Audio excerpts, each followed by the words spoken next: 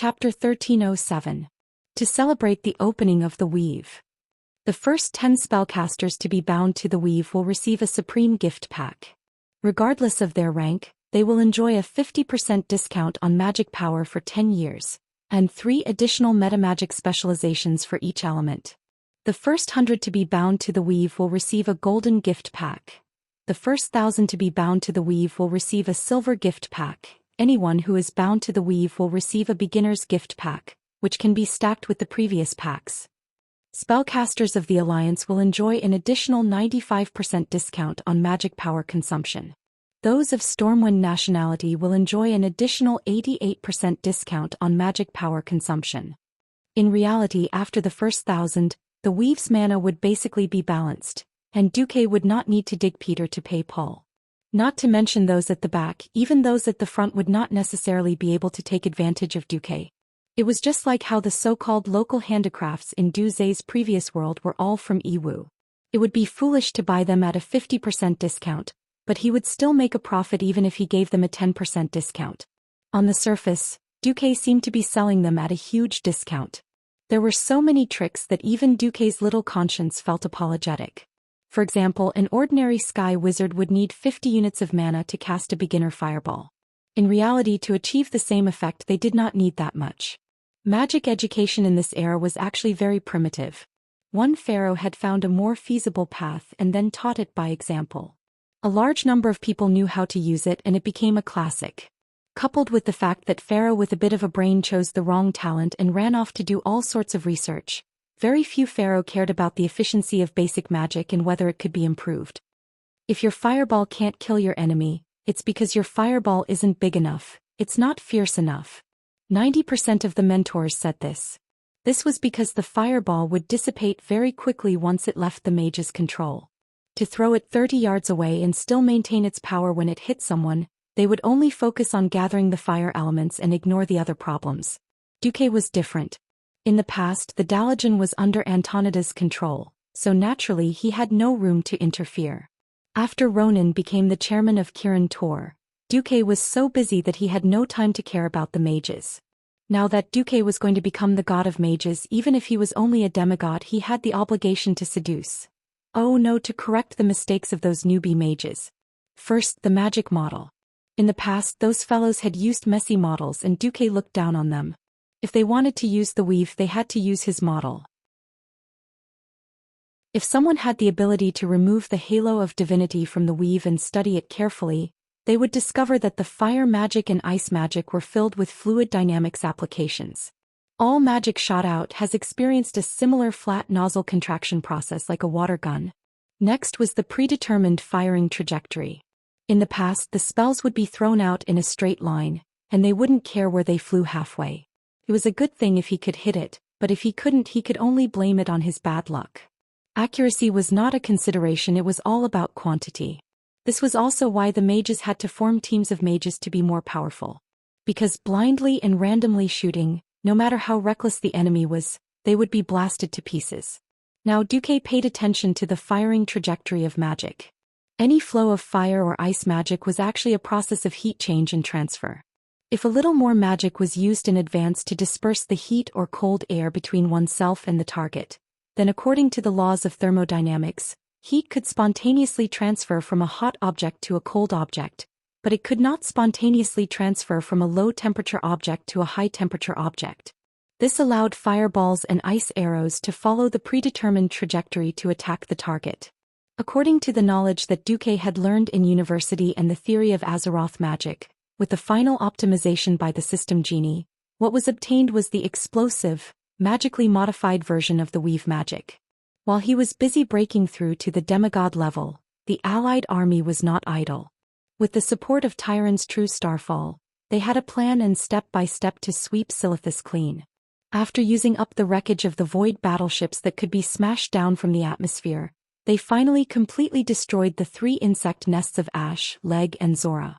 Under the cover of the flying fortress Naxxramas, the allied army began to slowly advance in the direction of the ancient city of Ankh-Raj. In the War of the Shifting Sands, it was the dragons who obtained air superiority for the night elves. They used their powerful breath and unstoppable strength to reap the lives of the Kiraj insect people. In this life, when most of the dragons were tied up in the void battlefield, it was the terrifying cannons of the flying fortress that cleaned up all the insect people of a large scale. The exploding Type 3 bombs easily cleared up large areas of the airspace. The high-explosive bombs mercilessly plowed the ground. 1,000 years ago, the night elves under Fandral's command practically braved the rain of insect corpses to advance. Today, 1,000 years later, the ones opening the way were steam tanks equipped with anti-sand filters. They used the huge engines with shovels to open a bloody path for the Allied army. Because the largest insect nest had been completely destroyed, the Allied army didn't spend much effort to reach the wall of beetles. The wall of beetles outside of Kiraj had continuously spewed out swarms of insects during the War of the Shifting Sands 1,000 years ago, almost destroying all of Kalimdor. This time, thanks to Duque letting Naxxramas fall from Kiraj and removing the other insect nests first, there weren't many insects left on the beetle platform in front of the wall of beetles. But everyone knew that in time, when the ancient god of Kiraj, Si Thun, regained his breath, the swarm of insects would once again rush out at an extremely high density and speed. At that time, any formation, any defense would be completely destroyed. To clean up this situation, they had to open the wall of beetles again, kill their way into Kiraj and completely get rid of Si Thun. The night elf priestess Hiloma held the quicksand staff in her hand. 1,000 years ago, because Fandral Staghelm's son died, the furious Fandral smashed the quicksand staff and cut off his connection with the dragons. But this time, with the united efforts of the Allied army, the staff was reforged. Hiloma explained at the end, the wall of beetles must be opened again. The seal from before was already incomplete. After General Marcus smashed Naxxramas into Kiraj, the seal was already on the verge of collapse. No need to say more, we all understand. Sar nodded. On the other side, Magni swung the Balrog hammer, looking eager to give it a try. Behind him, other than Duque and the missing Ronin and the rest, stood all the powerhouses of the Alliance, including William. A few days ago, the team led by William finally killed the evil god hacker in Zul, Gurub, and then the entire team teleported over to meet up with the main army.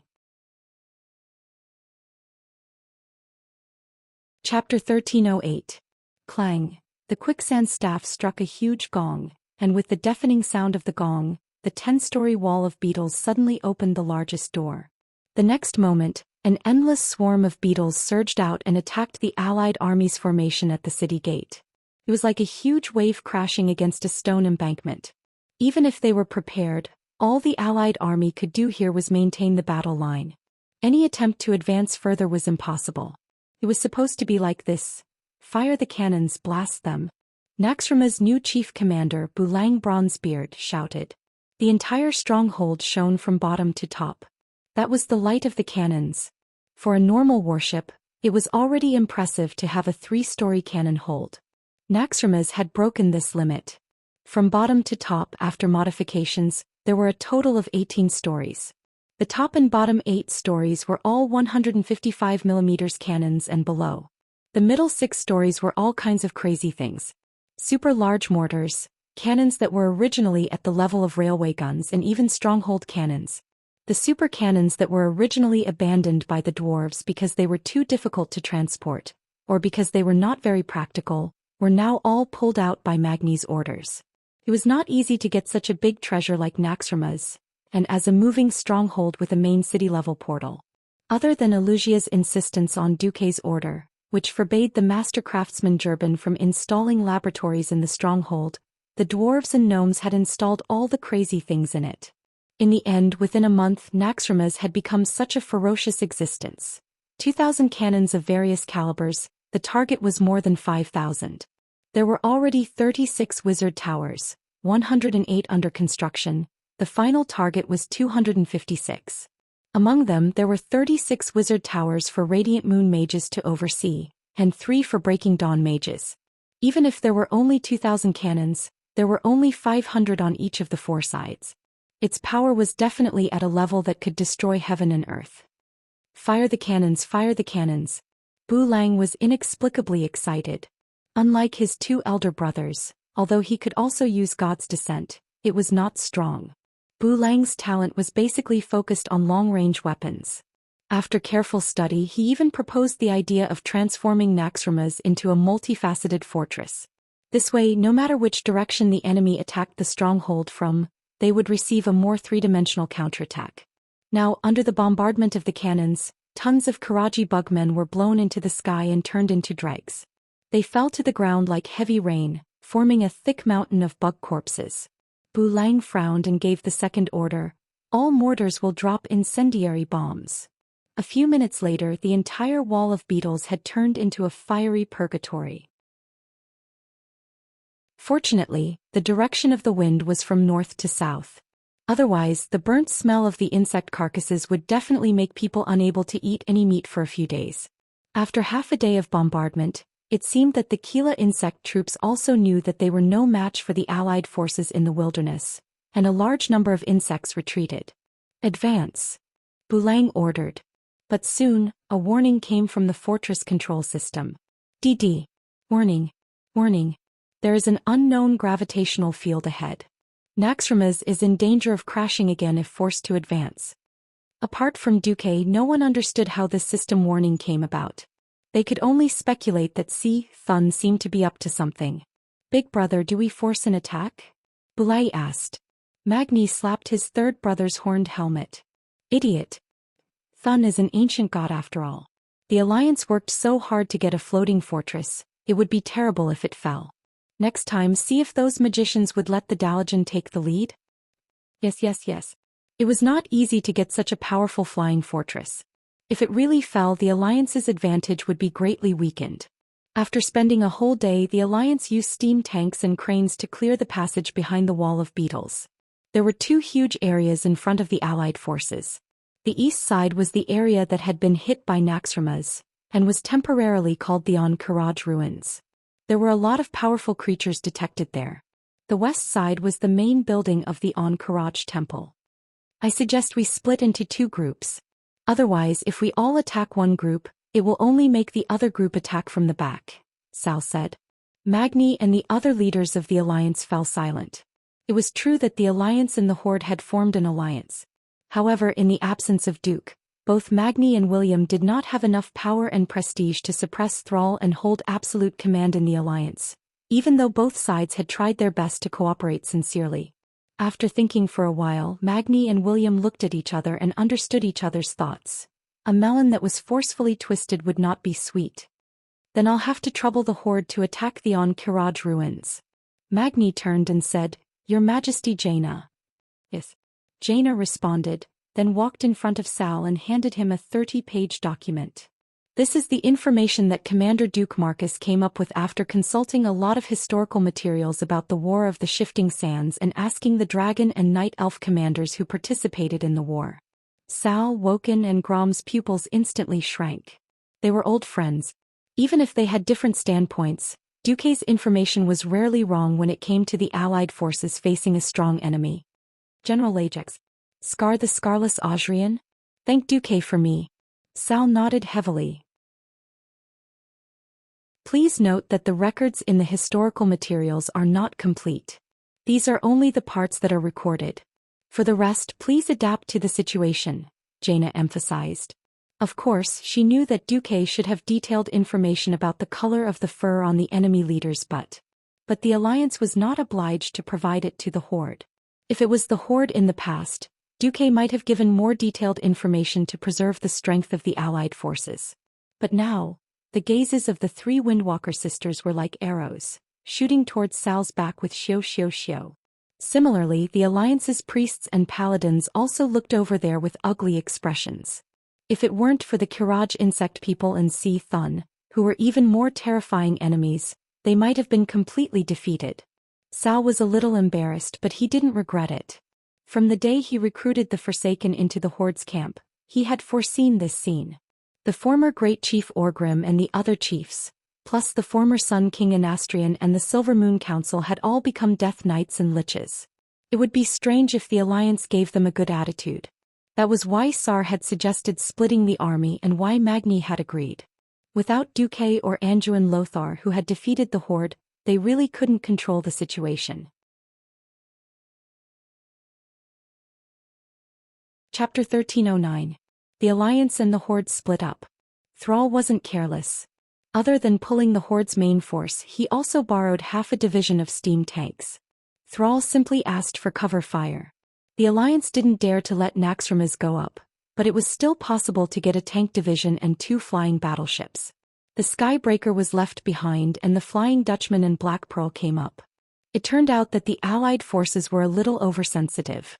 They seemed to have realized that areas outside the protection of Sea Thun's divine power were no match for the Alliance's artillery. The Kiraj Bugmen had no intention of fighting the Alliance outside. The Alliance drove all the way to the main hall of the Kiraj Temple. The moment they stepped through the door, countless Alliance soldiers felt dizzy and vomited. Sea Thun's evil aura? Tyron didn't look too good either. She felt that the power of the moon goddess Elun was being rejected. It wasn't that it couldn't be used at all, but if they wanted to use it they would have to pay a higher price. Everyone below the level of a hero, leave. William waved his hand and ordered decisively. There weren't many mortals who entered. With the help of the stronger ones, they barely managed to complete the evacuation. This isn't good. If only the hero squad can enter, it'll be troublesome if we get surrounded. Magni took off his helmet, scratched his head and put it back on. Jaina was the most careful. She pointed at the stairs. Look carefully. There aren't many traces of insects stepping on the stairs. If I'm not wrong, those with insufficient status aren't allowed to enter the main hall. If a large number of insects' sharp legs had pierced through the stairs countless times, no matter how hard it would be full of holes. It seemed that humans were divided into different levels and so were insects. Along the way it wasn't just ordinary insects that attacked them but powerful monsters. The 10-story tall monster, the Anubisath Defender, looked like a typical Egyptian dog-headed giant. Not only did it leave a deep impression with its heavy punches, it would also self-destruct after dying. If not for Duque's strategy, people would have died in minutes. The Obsidian Cleanser, which looked a little like a sphinx and had a purplish-black body, could release disgusting energy shockwaves and mindlessly blow people up. When the Alliance's hero squad slowly advanced in front of the Prophet Skiram, everyone carefully looked through the strategy left behind by Duque. They needed a total of 3 warriors. There weren't many warriors who had stepped into the realm of heroes these days. When Anduin Lothar was still around, all he could see were warriors. Ever since there were paladins who could fight, tank and heal, most of the Alliance's melee classes went to become paladins. Back then the 5 Silver Saints were all warriors. When asked if Gavin Rad and the others could turn back, he said that he was used to it and that it was not good to turn back. He had no choice but to let Bulang Bronzebeard run back to make a cameo. Bulang put down his beloved shotgun, picked up his axe and shield and used charge. He looked pretty decent. Just like that, the eldest and third brother of the Bronzebeard family as well as William, barely made up 3 warrior tanks to tank the boss. As the number 1 in the Kiraj Divine Temple, Prophet Skiram's fighting style wasn't too disgusting. Anyone who could beat Majordomo in the Molten Core should be able to deal with him. In theory, this boss with a lower body like a spider, upper body like a steamed lobster, and a cockroach hanging on its chest shouldn't be difficult to deal with. The problem was that the leader of the Kiraj Divine Temple wasn't stupid. If he were to stand guard one by one, wouldn't he be waiting for the boss to come and kill him? It was as if he had poked a hornet's nest. Almost as soon as Magni rushed up to fight Skiram, an evil energy wave suddenly spread out from the ground. The range of this wave was so wide that it almost covered an area the size of at least 10 football fields in front of and behind the main gate of the temple. Without any warning, the ground within this area collapsed. The majestic main hall of the Kiraj Divine Temple, along with the huge dome that was the size of a battleship, the thick stone pillars that required 5 people to wrap their arms around, and the exquisite and beautiful hard floor tiles all collapsed. This was so big that it left all the Alliance powerhouses speechless. None of the Alliance powerhouses knew how to fly. As the debris fell like rain, everyone screamed and fell. Watch my pseudo-levitation spell. Gavin Rad reacted immediately. He waved his wind sword and the strong wind from the divine artifact sword blew under everyone's feet. It slightly supported everyone and slowed down their falling speed. In theory they wouldn't die from the fall, but a new problem arose. Everyone's falling speed slowed down, but the huge rocks above them were still falling at the same speed. For everyone who couldn't dodge in midair, this meant heavy casualties. Attack! The Windrunner sisters were the first to react. The three sisters suddenly twisted their bodies and changed their posture to be upside down so that it was easier to shoot with their bows. The arrows mixed with the power of wind and lightning rushed up and smashed the rocks above them. While the Windrunner sisters were covering them, everyone else started to summon their flying mounts, pure-blood fire eagles. Bright flames flew out of everyone's hands and turned into a huge fire eagle in the blink of an eye. Only when the fire hawks carried the heroes did the situation change a little.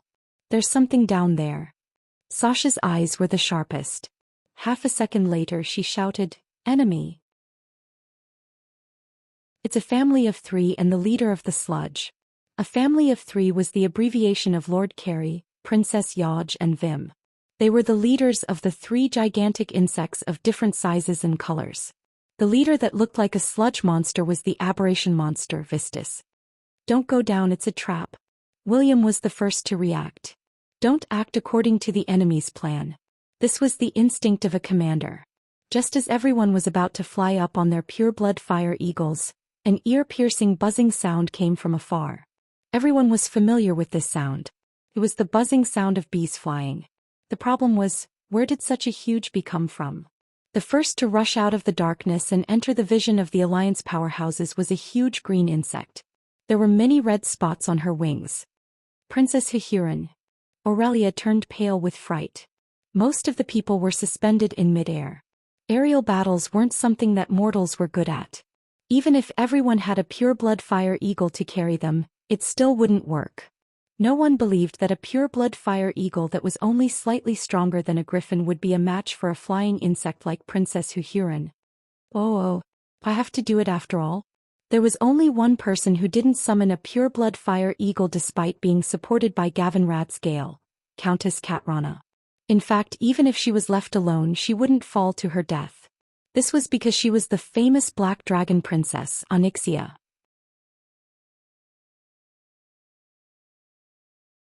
Chapter 13:10. Xianxia let out a long howl and a pair of black wings grew out of her bare back. Her four limbs turned into sharp claws in the blink of an eye, and her smooth and tender skin was instantly covered with dense and solid scales. Her reddish-black robe instantly turned into rags, revealing her colossal dragon body. A meteor hammer-like tail also grew out of her buttocks. In just a breath's time she had already completely taken on the form of a colossal dragon. Under the surprised gazes of the Alliance heroes, this colossal black dragon was rapidly growing in size and fearlessly charging forward. "Well done!" Varian exclaimed happily. Originally, William did not have a good impression of Xianxia, the evil black dragon who had caused him so much trouble last year, caused him to split into two, and even almost gave up the right to rule Stormwind City. If the person who claimed to have subdued her wasn't Duke Marcus, whom he respected, he would have immediately turned hostile and forced the other party to execute this black dragon. Evil must be eradicated. His ghost wolf personality drove him to do so. But now everyone, including William, was extremely glad that the Alliance had Xianxia, a powerful colossal dragon who didn't belong to the Dragon Slumber Shrine, to help them. Without her, the Alliance heroes would probably be beaten up. "Let's fly up. We can't let Magni be up there alone," William shouted. Under his command, the powerhouses all controlled the fire eagles to dodge the falling rocks and fly up. Woo! At this moment, another existence rushed out of the darkness at high speed. From afar it looked like a little elf soaring among the flowers. She had the appearance of a human and two pairs of transparent cicada wings. She was covered with a white veil and wore a low-cut evening gown that bound her breasts. Didn't she look very beautiful? Apart from the two horn-like giant bugs on her shoulders, the green claws that were curled up and the pair of feet, claws, that only had 3 fingers. If that was the case, she was indeed a beauty. The problem was that everyone in the Alliance knew that she was the leader of Von Courage Sartura. She used a brainless whirlwind slash right from the start. The formless wind blades easily covered the entire upper floor. She did not participate in the battle between Black Dragon and Princess Hihurin at all. She even took the initiative to avoid the battle.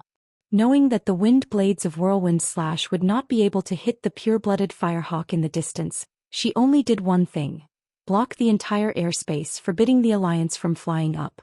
Not only her but more Kiraj insect people flew over. They took the risk of being killed by falling rocks and sealed off the entire airspace. William's facial muscles kept twitching as he looked at the sealed airspace again. Finally, he squeezed out a few words from between his teeth. Let's go down. Don't separate. That's right. He had no choice but to go down. Be it Magni or Onyxia, they were both people who could hold on for a long time on their own. He could only wish them luck. After he made up his mind, the things he had to do became much clearer. At first glance, this was a huge cave with a depth of more than a kilometer. In the vast dark space, there were plenty of places for the flying insects to soar and attack back and forth. Outside, they could have the support of the Alliance's cannons. However, in this cave there were leader-level insects on the ground, and they had to be wary of the enemies that swooped down from time to time. Needless to say, annihilation was the only outcome. We have to find cover. William shouted. There. Queen Sylvanas raised her hand and a lightning arrow shot over. Along with the lightning, everyone saw that it was a huge hole in midair. The hole was about 2 stories high, and could allow 4 carriages to pass through side by side. However, for the current situation where there were enemies all around, it was already the best place to hide. No matter how bad it was better than directly falling into the mouths of a family of 3. It was at this moment that Sartura swooped down. As she swept past, she activated a powerful whirlwind slash. The violent wind blades easily scattered the Alliance's flying formation. Brawl Bearhide's Firehawk couldn't dodge in time, and was killed by the whirlwind slash on the spot. If he hadn't instantly transformed into a giant bear with thick skin and flesh, he would probably have died as well. Grab my hand. As the other main force of King was Iron Triangle, Veil Era barely managed to save Brawl. No. We have to do something. William shouted. Duque, help. Jaina couldn't help but shout in the weave. If possible, Duque wanted to spend more time perfecting his weave. He had never thought that his weave would have to undergo a test so soon. Spellcasters who were connected to the weave could contact it, but most of their requests would be ignored. Duque wasn't a super operator with 1,000 brains. In order to maintain the newborn weave, his system elves were almost operating at full capacity. However, this voice couldn't be ignored by Duque because the one calling him was Jaina. Duque, I need your magical support, the kind that can instantly annihilate thousands of flying insects. Alright. Duque's direct reply in the weave made Jaina overjoyed. Communication through Divine Will was the most direct. In just half a second, Duque understood the whole story. Damn it. Mere insects, do you think you're an eel? You even dare to touch my girl? The entire weave was responding to its owner's anger. Apart from the flapping of the flying insect's wings, there shouldn't be too many other sounds in the void. Suddenly, it was as if the darkness would split open at any time and a sun would jump out. The rocks and sand around the fire eagle that should have been falling at a higher speed seemed to have broken free from the restraints of gravity and sputtered horizontally. A terrifying aura with great majesty rose from behind Jaina and Lucia, and the insects that were flying in the air started to cry out strangely. They screamed, wanting to get close to the 2 female spellcasters and get rid of them first. However, a formless elemental wave swept across the void. It was as if there was a pair of gigantic air palms above and below that suddenly pressed down on all the insects, causing them to hover in the air. They couldn't move up nor down, nor could they advance nor retreat. They were stuck there awkwardly, becoming pitiful live targets. In the next instant, the darkness around the 2 female spellcasters suddenly parted, and a dazzling white light lit up the entire dark cave like the first snowfall of winter. Reflected in everyone's eyes were countless rays of pure white light piercing through the vast darkness of the void. It was as if the heavenly river was flowing in reverse, attacking from below towards the sky. Blizzard? No.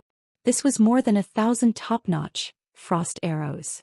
In theory, this would require at least 1,000 radiant moon archmages at the same time, each casting for 5 seconds. However, with the support of the weave, Jaina and Lucia easily achieved this. The blooming flower of ice was like a blooming white chrysanthemum.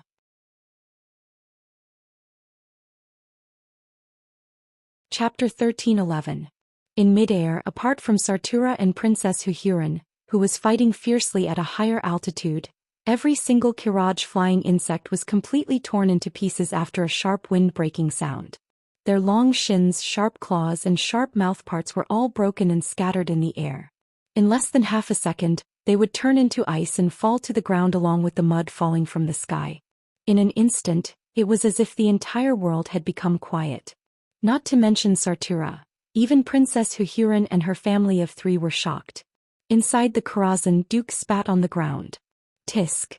The magic net was built with the main cities of the Alliance and Horde as the core nodes. In the Karaj temple, Thun had used some mysterious power to resist the magic net's coverage. The wave of Jaina's power just now was also the last wave. Right before the magic net was forcefully cut off, Duque sent a message to Jaina. Hold on, I have to save Magni first. In reality, before the magic net was completed, Duque's advancement had already been completed. He had wanted to spend more time to build a better foundation. Unfortunately, the Allied forces would not stop advancing to wait for him. Previously, Tyrant had purposely slowed down the progress at the cost of human lives. Sometimes it was like this. When the situation was pressing, only those who could grow faster under the pressure would be able to carve out a bloody path in the face of adversity. Khadgar. I'll go to Ankaraj. I'll leave the magic net to you for now, Duque instructed. Master, the problem is that there are more and more requests to connect. Khadgar frowned. Then inform the spellcasters who have used the magic net many times. Now that the magic net is newly built, overuse may cause a heavy burden on the spellcaster's mind and soul. Limit the number of times they can use the magic net in the first month, Duque said grandly. Khadgar bared his teeth. Although adding a usage limit was definitely a considerate measure for new spellcasters, how many people could see through the dilemma of not having enough mana in the magic net? Furthermore, if Duque were to go personally, it would probably be a huge mana overdraft. Right. If the boss moved his lips, the lackeys would naturally have to run their legs. Khadgar and the other elemental emissaries looked at each other and saw the bitter smiles in each other's eyes. You don't need to say anything, just get to work. Duque waved Atish, and a purplish-blue long and narrow teleportation door appeared in front of him. The meticulous Khadgar noticed that this portal was narrower than usual, giving off a sharper feeling. His eyes were not playing tricks on him. This was a portal used to break through space. The Karaj Divine Temple was Thun's territory. As an ancient god, of course, he wouldn't let his enemies come and go as they pleased. You want to open a portal to enter? No way. It was supposed to be like this. However, the space attribute of the drumstick wasn't just for show. With the unpleasant cawing of the 3 ghost crows, Duque's spirit began to cross the void and came to the outside of the temple of Karaj. Heh. What a small flaw. Originally, the Karaj Divine Temple was a solid piece of land. No one would be able to open a portal to enter. Ever since the honest and reliable Duque forcefully smashed Naxxramas in and turned the large area of the Divine Temple into the ruins of Karaj, a flaw had appeared in Thun's spatial defense. Even though Thun had patched up the flaw later on, it could still be considered a flaw. This was a flaw that even a normal Breaking Dawn Archmage couldn't exploit, but Duque had immediately grasped it. Duque stretched out his right hand. At the same time, outside the spatial defense layer thousands of miles away, an identical but larger arcane energy palm appeared and tore open the hole in the spatial defense layer with one hand.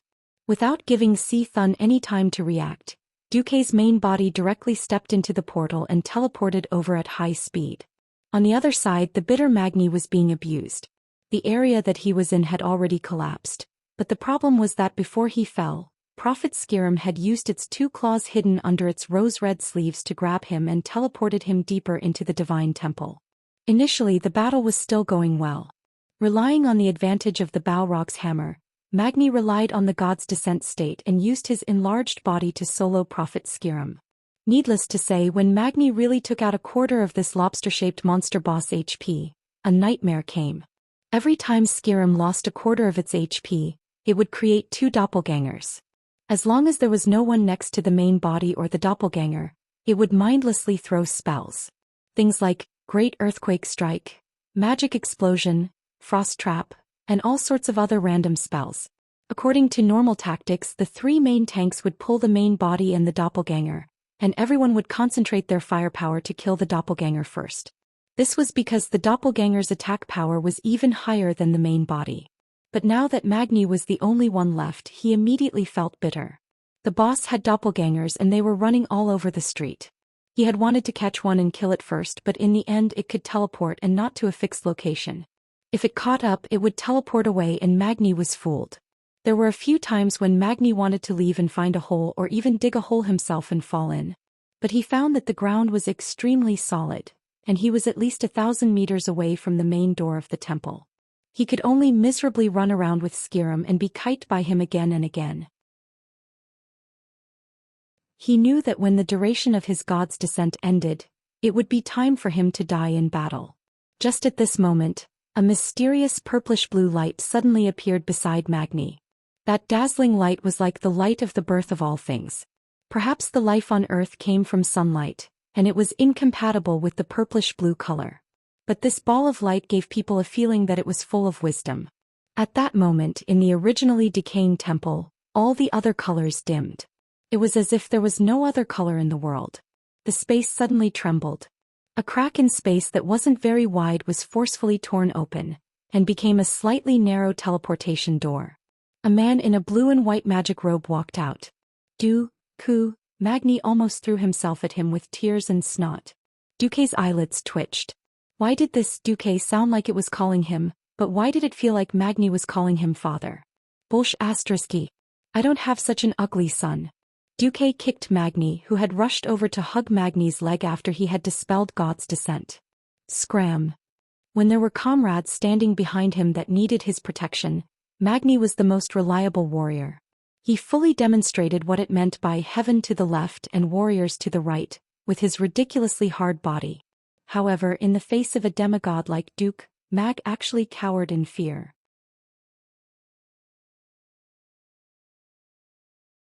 Chapter 13:12. Terrified. Yes. He was a **king coward. Perhaps he was trying to conserve his energy, or perhaps he felt that he had to leave a useful body for the next battle. This burly dwarf took out a tower shield from his storage bag and carried it on his back. He changed his axe to a shield in his left hand and a hammer in his right. From afar he looked like a tortoise if he didn't have the Balrog hammer. Duke rolled his eyes and decided not to bother with this guy anymore. He spread out his spirit sense and sensed that although Jaina and the others were in a sorry state, they were fine. Duke exhaled a breath of turbid air. Phew, all right. Although I don't know who taught you to divide and annihilate, but since you're so good at it, I can't hold back. Let's deal with you quickly and meet up with the others. Suddenly, Skiram replied to Duque, "Long live Thun, Duque." Huh? This guy could talk. He didn't have much of an impression after fighting so many times. After all, this guy wasn't strong and hadn't been wiped out many times. But your boss Thun is already more than 10,000 years old. Are you sure you want to wish him long live? Duque laughed shamelessly and made his move. Prophet Skiram was faster than Duque. He instinctively sensed that the elemental state around Duque wasn't right, so he didn't choose to use Magic Burst.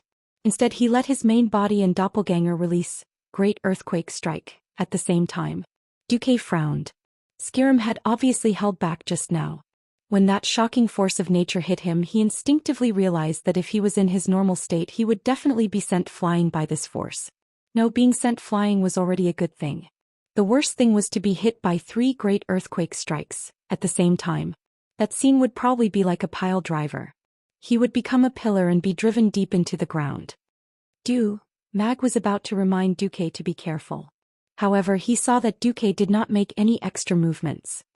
He just pressed one hand into the void and suddenly, a faint sound of wind whistling and thunder rumbling rang out. He didn't make any big movements. It was as if he was flipping a page in a book. It was very natural. In that instant, it was as if Duque's hand had grasped the power of the entire world. It was as if the entire cycle of life and death was within his grasp. Bang! A loud sound rang out. The natural elemental shockwave that should have punched a few large holes in Duque's seemingly thin body instantly disintegrated and dissipated with this action of Duque's. No! Prophet Skiram shouted. In the blink of an eye, the radiance of the arcane technique lit up, and 3 identical Skirams appeared beside Duque in a triangular formation, firmly surrounding him. The three skirums, whose upper bodies resembled lobsters, had fanatical expressions on their faces as they raised their claws in unison and shouted, "Go to hell!" The purple radiance of magic burst immediately lit up on the main body and the two doppelgangers. Duque laughed shamelessly. Sure enough, monsters are monsters. Or is it that those who aren't in human form have lower intelligence? Bang! Bang! The arcane energy explosion that enveloped Skirum's body suddenly stopped. The purplish-blue radiance on the three guys' bodies all rushed out uncontrollably and condensed into hundreds of arcane missiles in midair. In an instant they shot back at their own bodies. Then Mag heard bang, bang. Two shattering sounds rang out, and the two boss doppelgangers that had been bothering him for a long time exploded. Impossible. Skirum shouted. Impossible? Duque smiled. Idiot. Let me tell you. If I can't enter the divine domain as the god of magic, then I will settle for the next best thing, and become a god as the god of arcane magic. After teasing for a while, Duque didn't waste any more words and directly pointed at the index and middle fingers of his right hand. Chirp, a sound rang out. Duque's fingers seemed to extend infinitely. Of course, it wasn't that Duque's fingers became longer, but the arcane energy instantly shot out from his fingertips. It was hard to describe whether it was an arcane missile or an arcane sword. The arcane elemental light that shot out was incredibly fast, and in less than 1/100th of a second, it pierced Skirum's throat. It was clearly magic, but it was no less cold than any divine sword in the world. This was both magic and a long sword condensed from magic. The sword light was full of killing intent, and the momentum of the sword could pierce through any hard shell that wasn't protected by divinity. Clang. At the moment when Duque's long arcane sword pierced Skirum's throat, Skirum, who was a general under Sea Thun, finally reacted at the critical moment. The huge red pauldrons, no, it should be a part of its body, the hard shell on the left and right shoulders suddenly closed. The solid shell locked the incoming sword edge so that the long arcane sword couldn't move an inch. Duque's two fingers bent slightly and then poked out again. Obviously, Duque didn't reveal any emotion, but Magni, who was next to him, had a completely different feeling. He seemed to hear the sound of a sword resounding through the world, and a terrifying killing intent surged. The pure arcane energy burst out like a flood. Duque's calmness formed a sharp contrast with Skirum's and Magni's nervousness. Clang. The long sword that seemed to have been locked a moment ago became two sharper arcane daggers in the next instant. This time, the hard shell couldn't stop it anymore, and the two more agile energy daggers pierced through with unparalleled force. There was no time to dodge, let alone block. There was only a pu sound, and the two daggers pierced Skirum's throat in an instant.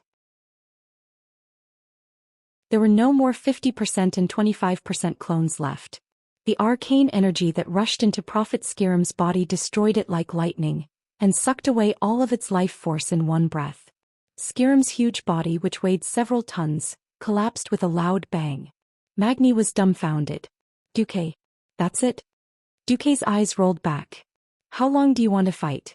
I'm a demigod now after all. To deal with a leader-level creature that doesn't even have divinity, do I have to fight for a day and a night before I barely win? Are all demigods so awesome? Alright. I'll become a demigod too. Duque ruthlessly attacked Magni. Let's wait until you become a legendary hero first. Legendary heroes weren't a real level. It was purely to distinguish the powerhouses who had stepped into the realm of heroes from the powerhouses who were infinitely close to the realm of demigods. It was a level that adventurers boasted about themselves.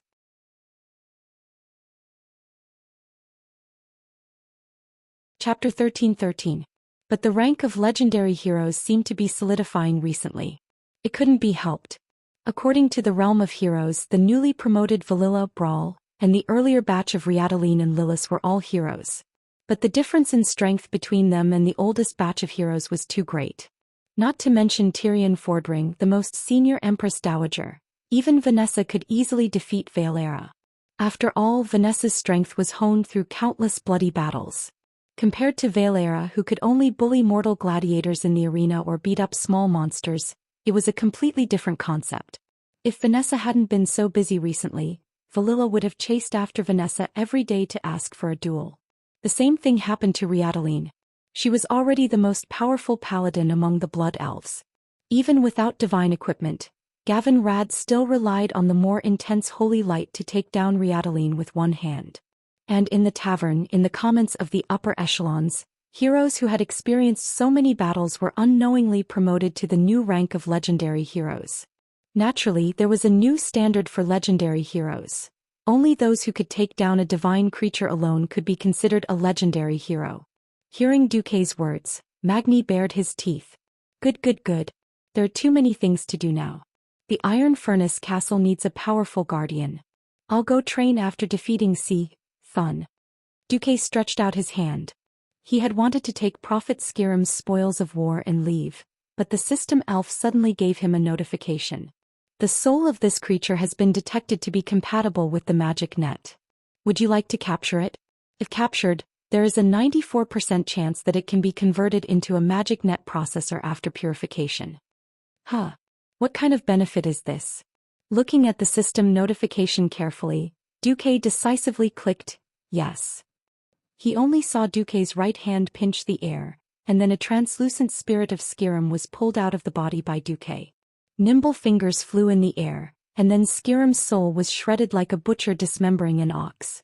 The extra spider legs, shoulder armor and arms were all cut off and shattered in the void, leaving only a purple-blue soul core, which was finally taken by Duque's palm.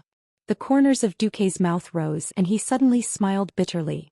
Because he found that what he was doing now was almost the same as what Jaden had done to Nizul back then.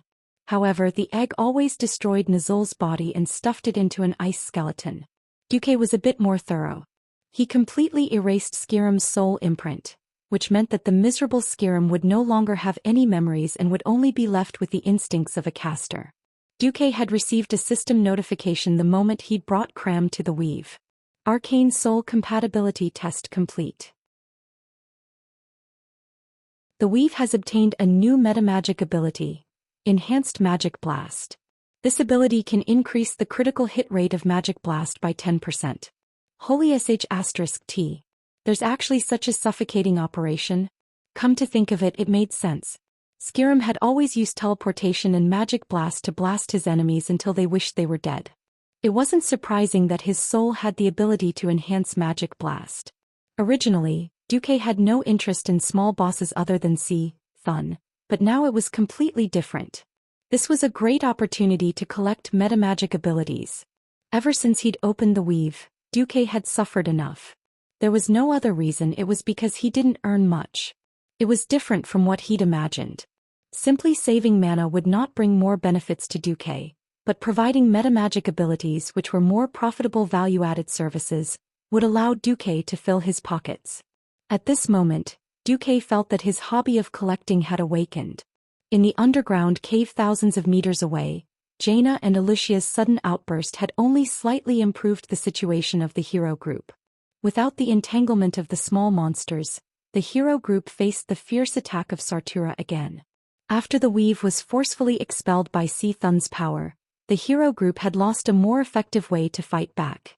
Under the attacks of Sartura, who charged at them like a brainless whirlwind, the team members were forced to split into two groups.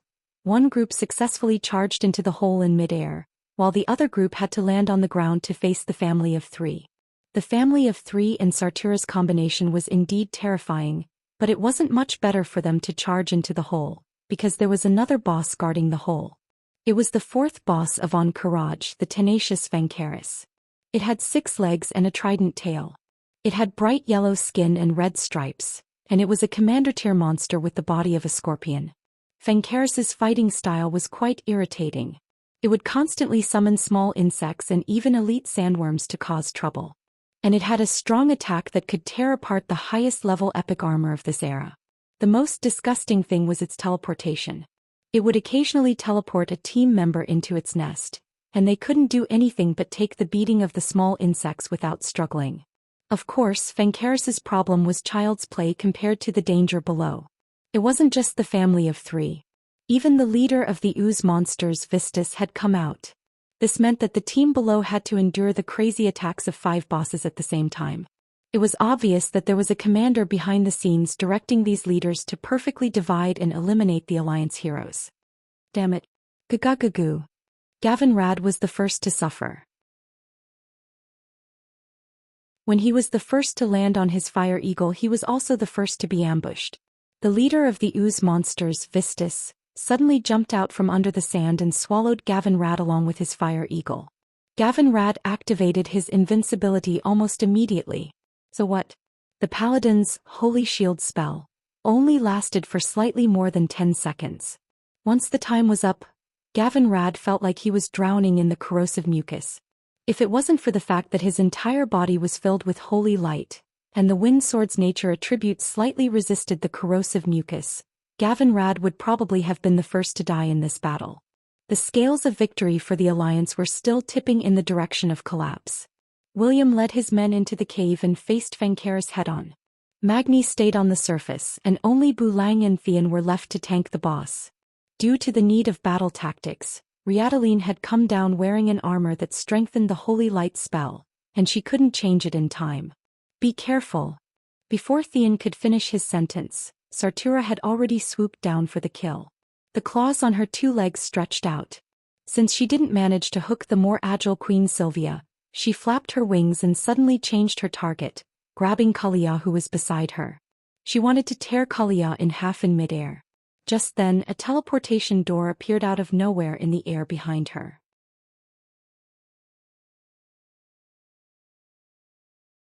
Chapter 13-14. This portal that appeared in the air 50 meters in the air was not visible at all if one was not a ranger hero with the sharpest eyes. But the timing of the portal's appearance could be said to be perfect. It was the moment when Sartura raised her white veil and revealed a cruel smile as she flew. Suddenly, Sartura's smile froze on her face. The portal that appeared out of nowhere seemed to have been forcibly torn open by the fingers of countless pure white mage hands. In the purple-blue rift, a golden spiral sword suddenly stabbed out. It was the golden light that seemed like the birth of all things. It was the light of the first glimmer of dawn. It represented hope, and the banishment of evil darkness. It was impossible to avoid. Sartura, who was flying at high speed, could not avoid it at all. Ah! Accompanied by a scream, even if she twisted her body at the last moment, at least 2 of Sartura's cicada wings were cut off by the golden sword. She still wanted to pull Kalia away, but after cutting off her wings, the spiral sword's momentum suddenly changed, drawing a beautiful arc in the air. If she did not let go of her claws, her legs would not be able to move. In the choice of tearing apart an insignificant human or saving her legs, Sartura was decisively terrified. She did not even have time to increase her strength to hurt Kalia, and directly let go of her claws. Kalia screamed, and a second later she fell into an incomparably warm and familiar embrace. Ah, is that you? Is it really you? Once again narrowly escaping death, looking at Duque's familiar yet somewhat unfamiliar face, Kalia's tears easily broke the dam. She stroked Duque's face, completely unable to control herself, and began to cry. Duque gently carried Kalia in a princess hug. It was only at this moment that the spatial rift behind him turned into countless drifting fragments, and finally turned into nothingness. Looking at the battered and exhausted battle situation, in the depths of Duque's dark eyes, there seemed to be a dazzling golden flame burning. He opened his mouth and his voice shook the entire dark cave. It's the twin emperors, right? Not a bad plan. Almost caused irreparable damage to the Alliance. And almost hurt my lover. But since I'm here, then this farce should end. Get out here. Otherwise I'll kill my way to see, Thun. The buzzing in the air was a display of power, a change in the laws. The weave, which had been rejected outside the temple, once again began to crack like glass in the air. Duque showed everyone the gap between mortals and god domain experts. The first thing that entered Duque's line of sight was the sludge monster boss, Vistus, who had swallowed Gavin Rad. Gavin Rad was desperately swimming inside the ooze monster's body. Oh, it should be called struggling. Even if Gavin Rad had the strength and time to swim in there for a year, he wouldn't be able to swim out. The green mucus would surge in the opposite direction, pushing the victim back to the center. Unfortunately, Vistus was a rare monster that was immune to both soft and hard tactics. Because the ooze monster didn't have a fixed body, It couldn't take physical attacks. In essence, it wasn't an undead. What was even more ridiculous was that it couldn't even be considered an evil creature. Holy light was useless against it. In addition, it was of the nature attribute. Even the wind sword was ineffective against it. The bitter Gavin Rad was suppressed to death by it. Gavin Rad, who had experienced many battles, really wanted to kneel. Seeing Gavin Rad struggling like a nailed frog, Duque forcefully connected to Gavin Rad through the weave and communicated with him through telepathic thoughts that could transmit thousands of messages per second. Boss. Help. Gavin Rad was definitely in tears and snot. What? You can still hold on? Then I'll save the others first. Duque was up to no good and deliberately played dumb. Boss, you can't play me like this. I've been your guard for so long. Even if I don't have any credit, I've worked hard. Back then you were flirting with girls in the room and I was sitting outside drinking and drinking. Gavin Rad's voice was already shocking to the point of tears. Alright, I won't tease you anymore. Thank you for saving my life, boss. To outsiders, the telepathic thoughts communication happened in less than 1/100th of a second. Everyone only saw Duque holding Kalia in midair and attacking. Hundreds of snow-white threads of light shot out from every finger of his free left hand. At first they were just threads, but in the blink of an eye, they turned into the sharpest frost arrows, pouring down on Vista's body like a torrential rain. That's right, this sludge monster leader's biggest weakness was frost. It could not be dealt with by a simple blizzard spell but a large number of frost arrows. Only the frost arrows could easily freeze the well-hidden small cores in the sludge monster's body. If this were a game, they would have to form a large group of mage players and use a large number of frost arrows to kill this thing. Since Duque, who was a demigod and a mage demigod, was here, the other mages had nothing to do. Whoosh whoosh whoosh. Suddenly, a flurry of frost arrows shot out like a snowstorm, and everyone only saw Vistus instantly freeze. The originally disgusting soft body turned into a large pile of green ice that looked like poop. In the next second, the iceberg that affected the appearance of the city cracked open with a kacha. Wah! Gavin Rad am back.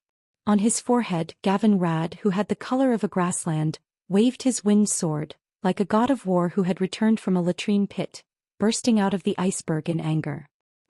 Sally Whitemane burst out laughing. Don't blame others for looking down on him. In fact, his dignified appearance also affected the city's appearance, and it emitted an unpleasant stench. At the same time, Duque attacked again. This time, Duque directly drew on the magic power in the magic net and used the frost element to instantly create a large iceberg, forcibly separating the family of three. When Duque turned around again, Vistus happened to explode.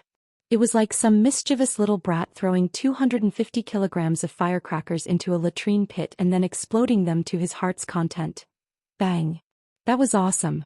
Many girls were already far enough away, but now they were even more respectful. However, after witnessing the changes that happened to Vistus after he exploded, they still felt like vomiting. The huge ooze monster boss suddenly turned into 20 piles. System notification: Vistus cells are proliferating wildly. If more than 1/3 of the cells are not destroyed in a single division, Vistus will be revived with full health. Duque raised his eyebrows. 1/3? In the next second, in the system annotation, the words, divine creature, almost blinded Duque's titanium dog eyes. Faster thief. Cursing in his heart, Duque directly attacked.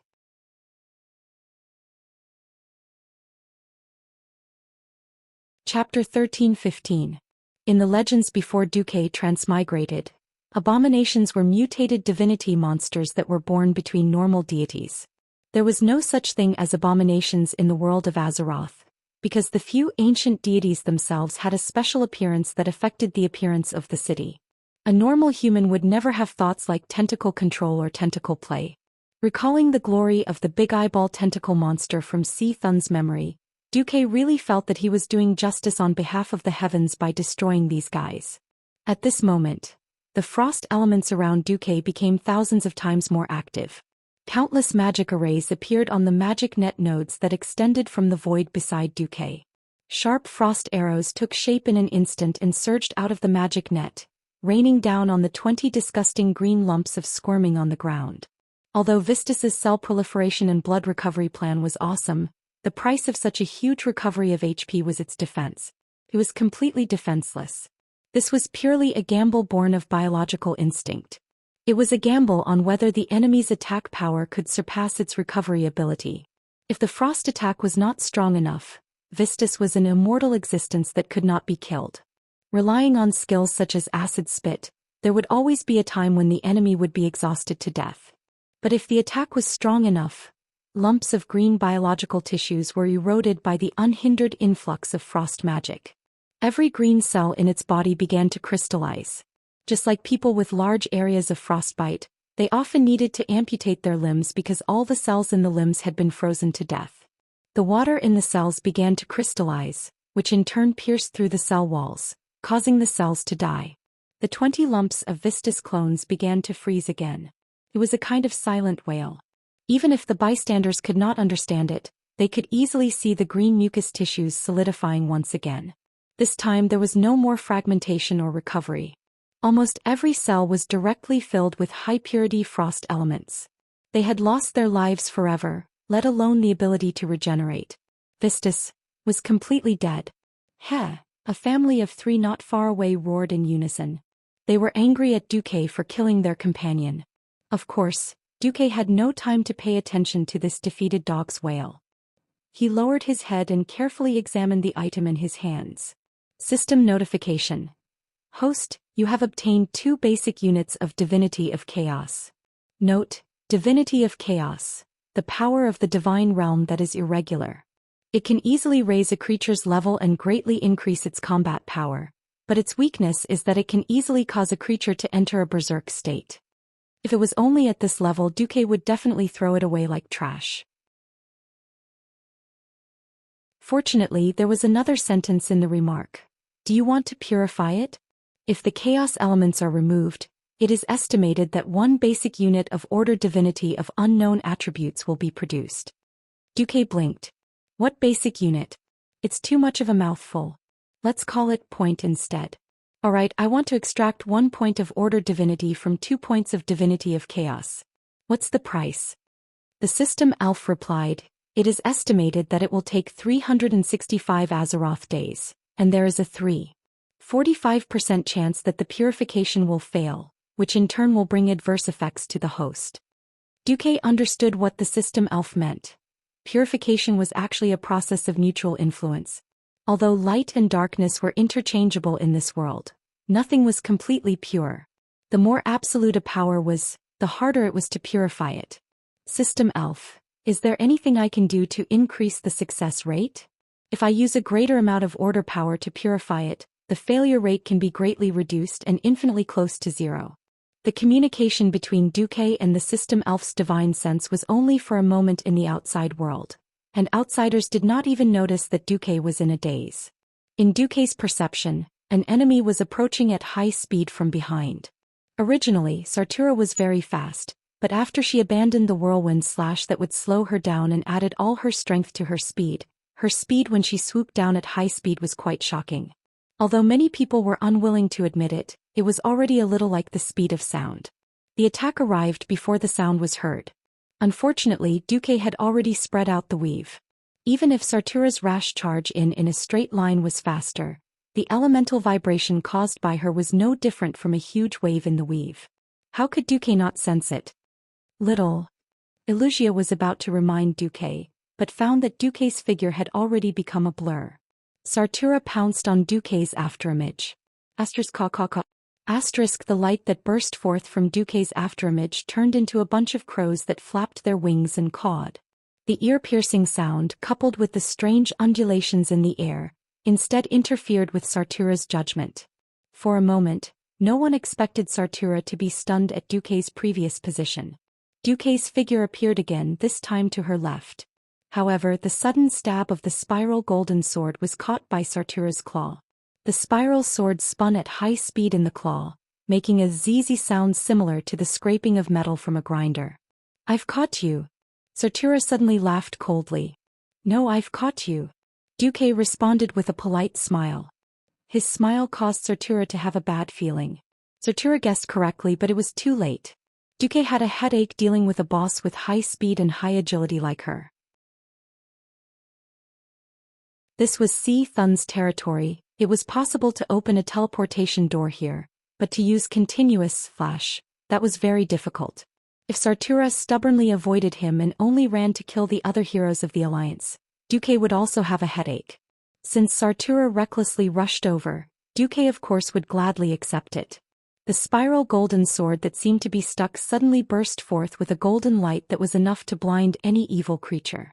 Sartura instinctively wanted to run, but unfortunately in that moment of daze, the golden light had already turned into a large net, instantly covering half of Sartura's body. In the next moment the head of a chicken leg staff was pressed against Sartura's cheek. Duque's short hair suddenly stood up along with the elemental tide that burst forth from his body. From the very end of the hair, the fire element that flowed out made Duque look like he had a head of fiery red hair. In the bright firelight, it reflected the cold expression on the face of this new demigod. Although Duque's body was already similar to many burly human males in this world, compared to her huge body he was very small, only a third of her size. But now in everyone's perception, Duque's body seemed to have suddenly grown 100 times larger, becoming a giant that could support the heavens and the earth. His pair of eyes seemed to be made of the purest obsidian, shining brightly and incomparably deep. The terrifying power that surged like a sea of fire formed a very dazzling ball of light, making the fire element gather crazily on the head of the staff at an extremely fast speed that bystanders could not imagine.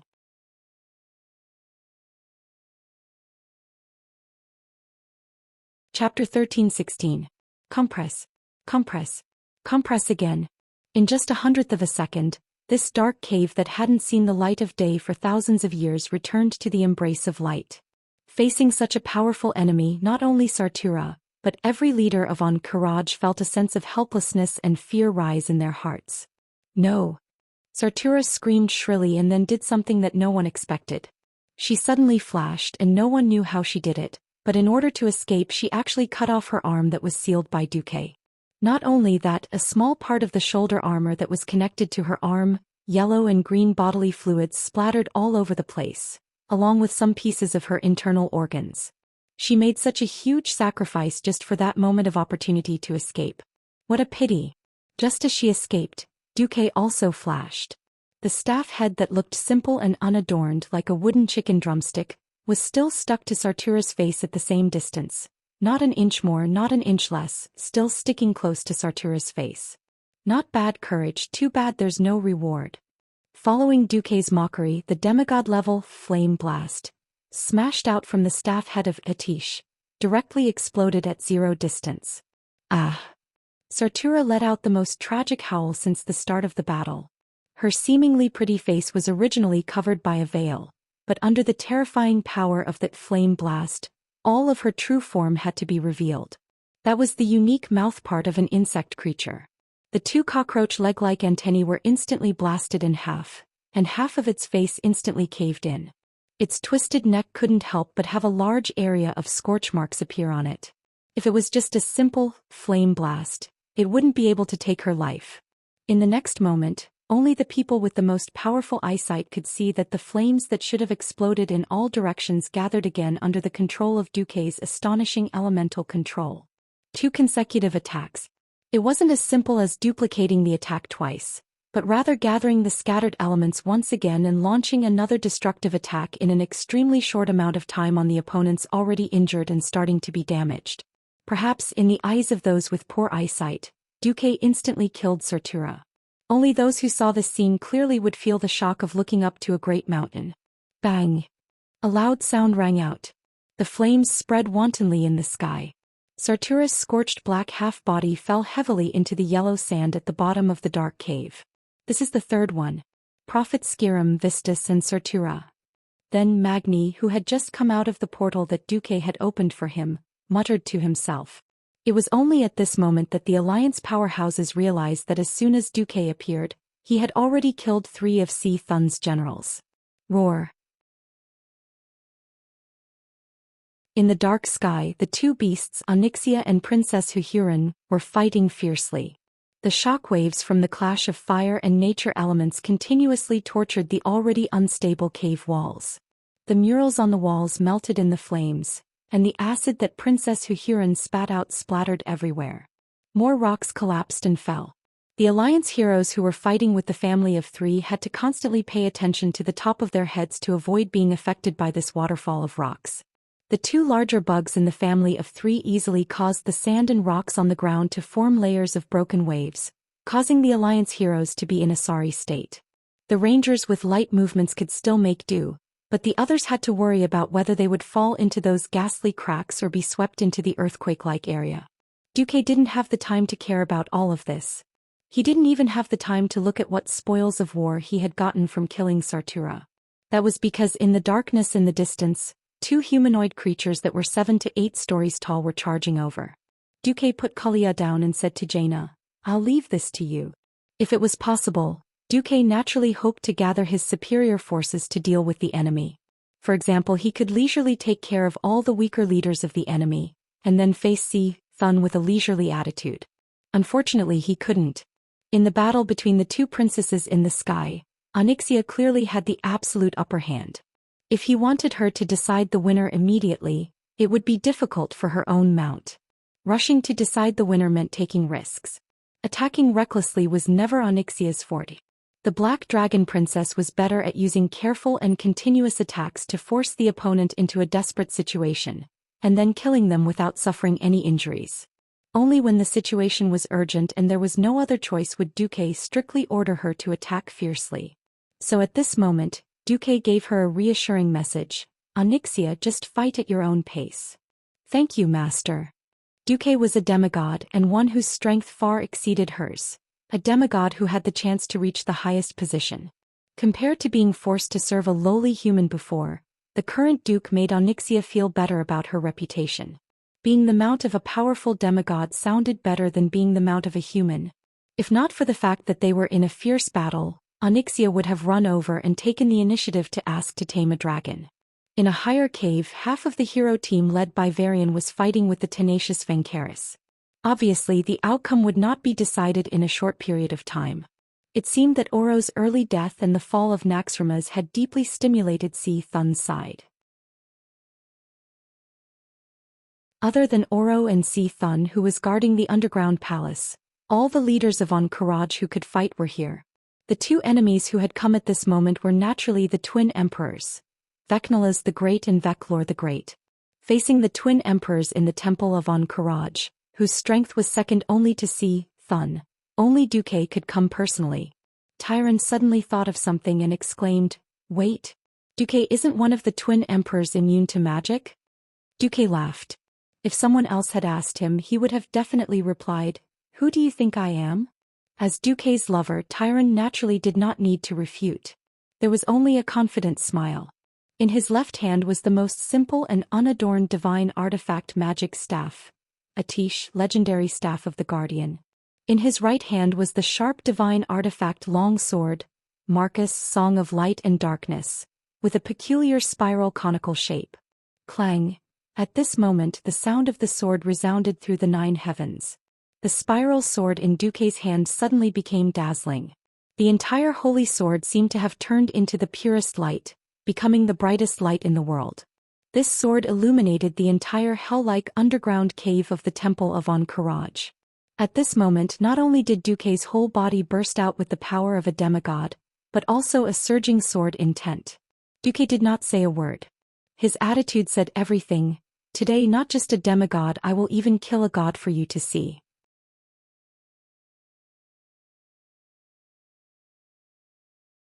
Chapter 13-17. The Twin Emperors. They had an incomparably deep impression in Duque's memory. After all, the twin emperors pioneered the warlocks as tank bosses. There was no other way. Because under Thun's divine blessing, Emperor Veclor, commonly known as the Demon Emperor, was completely immune to physical attacks. He could only be injured by magical elements. On the other side, Emperor Veclor, who held a giant sword and was commonly known as the Sword Emperor, was completely immune to magic. The divine power wrapped around his body would instinctively expel all magical elements. So the traditional way of fighting was to have a tank with the highest armor in the team carry the Sword Emperor, and another warlock carry the Demon Emperor.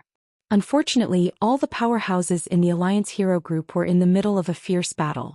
There was no melee hero who could carry the monsters to help. Duque really wanted to take action again before the twin emperors arrived and free up some people, but unfortunately he could not. 4 gazes full of powerful divinity crossed space and darkness and locked onto Duque. He did not know what went wrong, or if the history of Azeroth had taken a further serious turn. The twin emperors were demigods. As long as Duque dared to run and kill the other leaders just now, the twin emperors dared to teach Duque a deep and unforgettable lesson. Yes. If Duque dared to go and bully the noobs, then the twin emperors could too. They had known each other for so long. Even Vale Era and Brawl, who Duque had the least interaction with, were regarded as partners by Duque. Duque did not want to see anyone from the Alliance hero group die. So Duque's choice was to go straight up. At this moment, Duque's sword intent was high, and his sword intent was above all living beings, suppressing the entire Zerg race. In this dark and vast sky, Duque was the strongest existence that the twin emperors could not avoid. The twin emperors stopped far away. The sword emperor planted his giant sword on the ground, while the demon emperor put his hands on his hips. They were waiting for Duque to go over. A new demigod. That chaotic place should not be a demigod's stage. Come here, a great battle needs a great stage. The twin emperors echoed each other, giving people the feeling of a two-man show. However, for a pair of brothers who had gone through thick and thin together, even sharing their life force, this kind of conversation couldn't be any more normal. The cloak on Duque's back fluttered in the wind as the elemental storm surged from Duque's body. A faint smile hung on Duque's face. At this moment, everyone could feel that they were bathed in Duque's battle intent, not in a smile. It was as if the spiral sword had replaced the sun hanging high in the sky, becoming the only source of light in this underground palace. In the next second, a wave of arcane elemental energy formed a huge wave, gently lifting Duque up. In the next second, a purple-blue arcane energy warship appeared. It supported Duque's body and moved forward proudly, arriving in front of the massive twin emperors. To the left was Sword Emperor Vecnala's. On the right front was the Demon Emperor Veclor. They spoke. We are called the Twin Emperors. Sword Emperor waved the sword in his hand. I am Vecnala's. The Demon Emperor waved his staff. I am Vecnala's. We bear the same fate. From the day we were born, we lived together, worked together, and faced the enemy together. The true battle of the pinnacle will be sung through the ages. The human demigod powerhouse, Duke Marcus.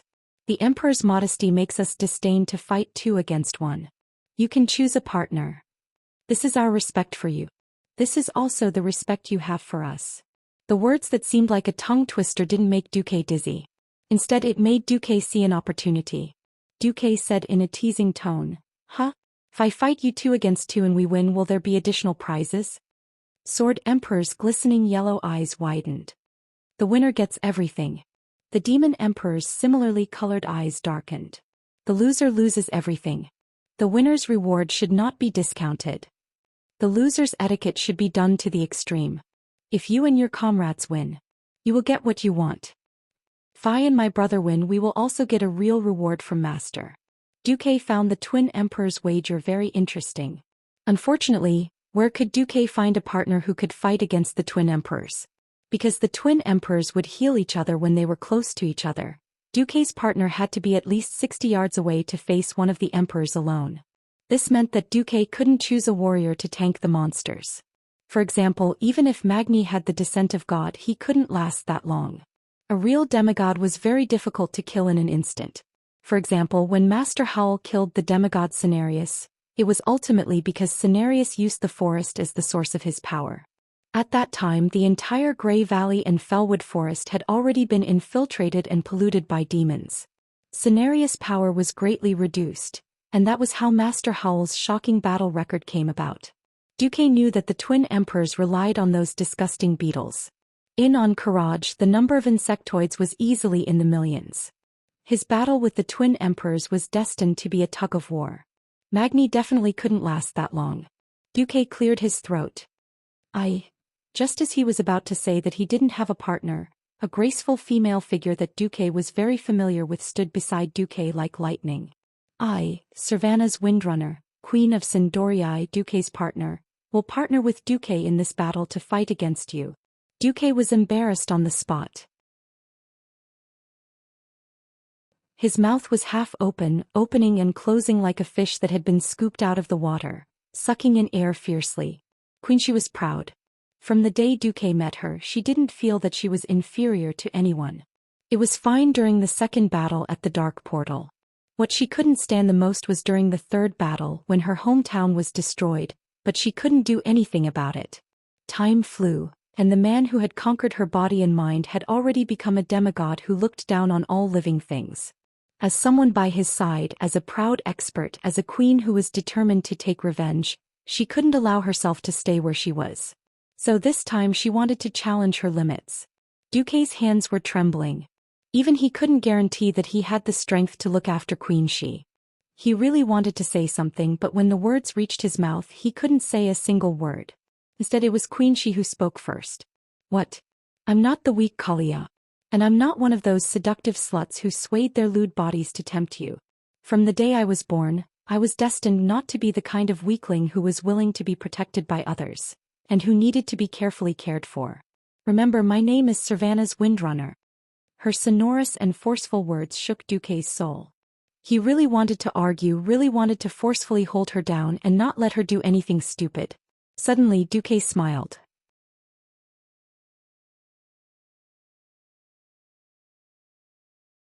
Chapter 13:18. Yes. This is the Sylvanus Windrunner I know. Even at the end of his life. Even at the other side of the dead. Sylvanus who never gave up fighting against fate. In Duque's harem there was obviously a hierarchy of power. Unlike Queen Sylvanus, Jaina and Tyrant who stood at the top of the mortal realm, Kalia and Lucia were lagging behind. Especially Kalia, as a greenhouse flower trapped in the Forbidden Palace in her early years, it was really difficult for her to participate in the cruel boss battles. Duque knew very well that Kalia did not want to be ostracized in the harem and become a mere flower vase or mascot. It was for similar reasons that Lucia chose to be the queen and to accompany him in battle. Queen Sylvanus, on the other hand, wanted to become stronger, hoping that she could shoulder the hopes of her fellow elves, hoping to take revenge on the scourge that destroyed her homeland. Stubbornness, resistance, and desire were the greatest motivations for her to become stronger. This was also why she chose to stand beside Duque at this moment, to fight against an enemy that she could not defeat. To be honest, Queen Sylvanus was very uneasy now. Her being here could be said to be courageous but also reckless. As a mortal god, getting involved in a battle between demigods, one mistake would lead to eternal damnation. But she was not resigned to it. Courage was like a spine. In the face of danger, if you yielded once, it was easy to do it a second time, a third time, and you would never be able to stand up straight again. Who knew when the spine of courage would break? Sailing against the current, one who did not advance would be pushed back.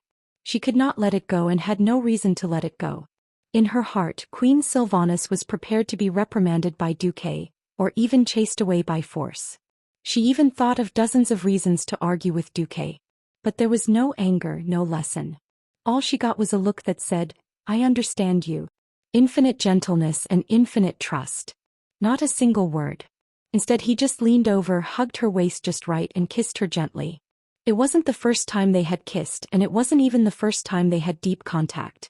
However, this kiss made her feel like a little girl who didn't understand the ways of the world. It was as if she was in a dream. It was warm and full of moisture.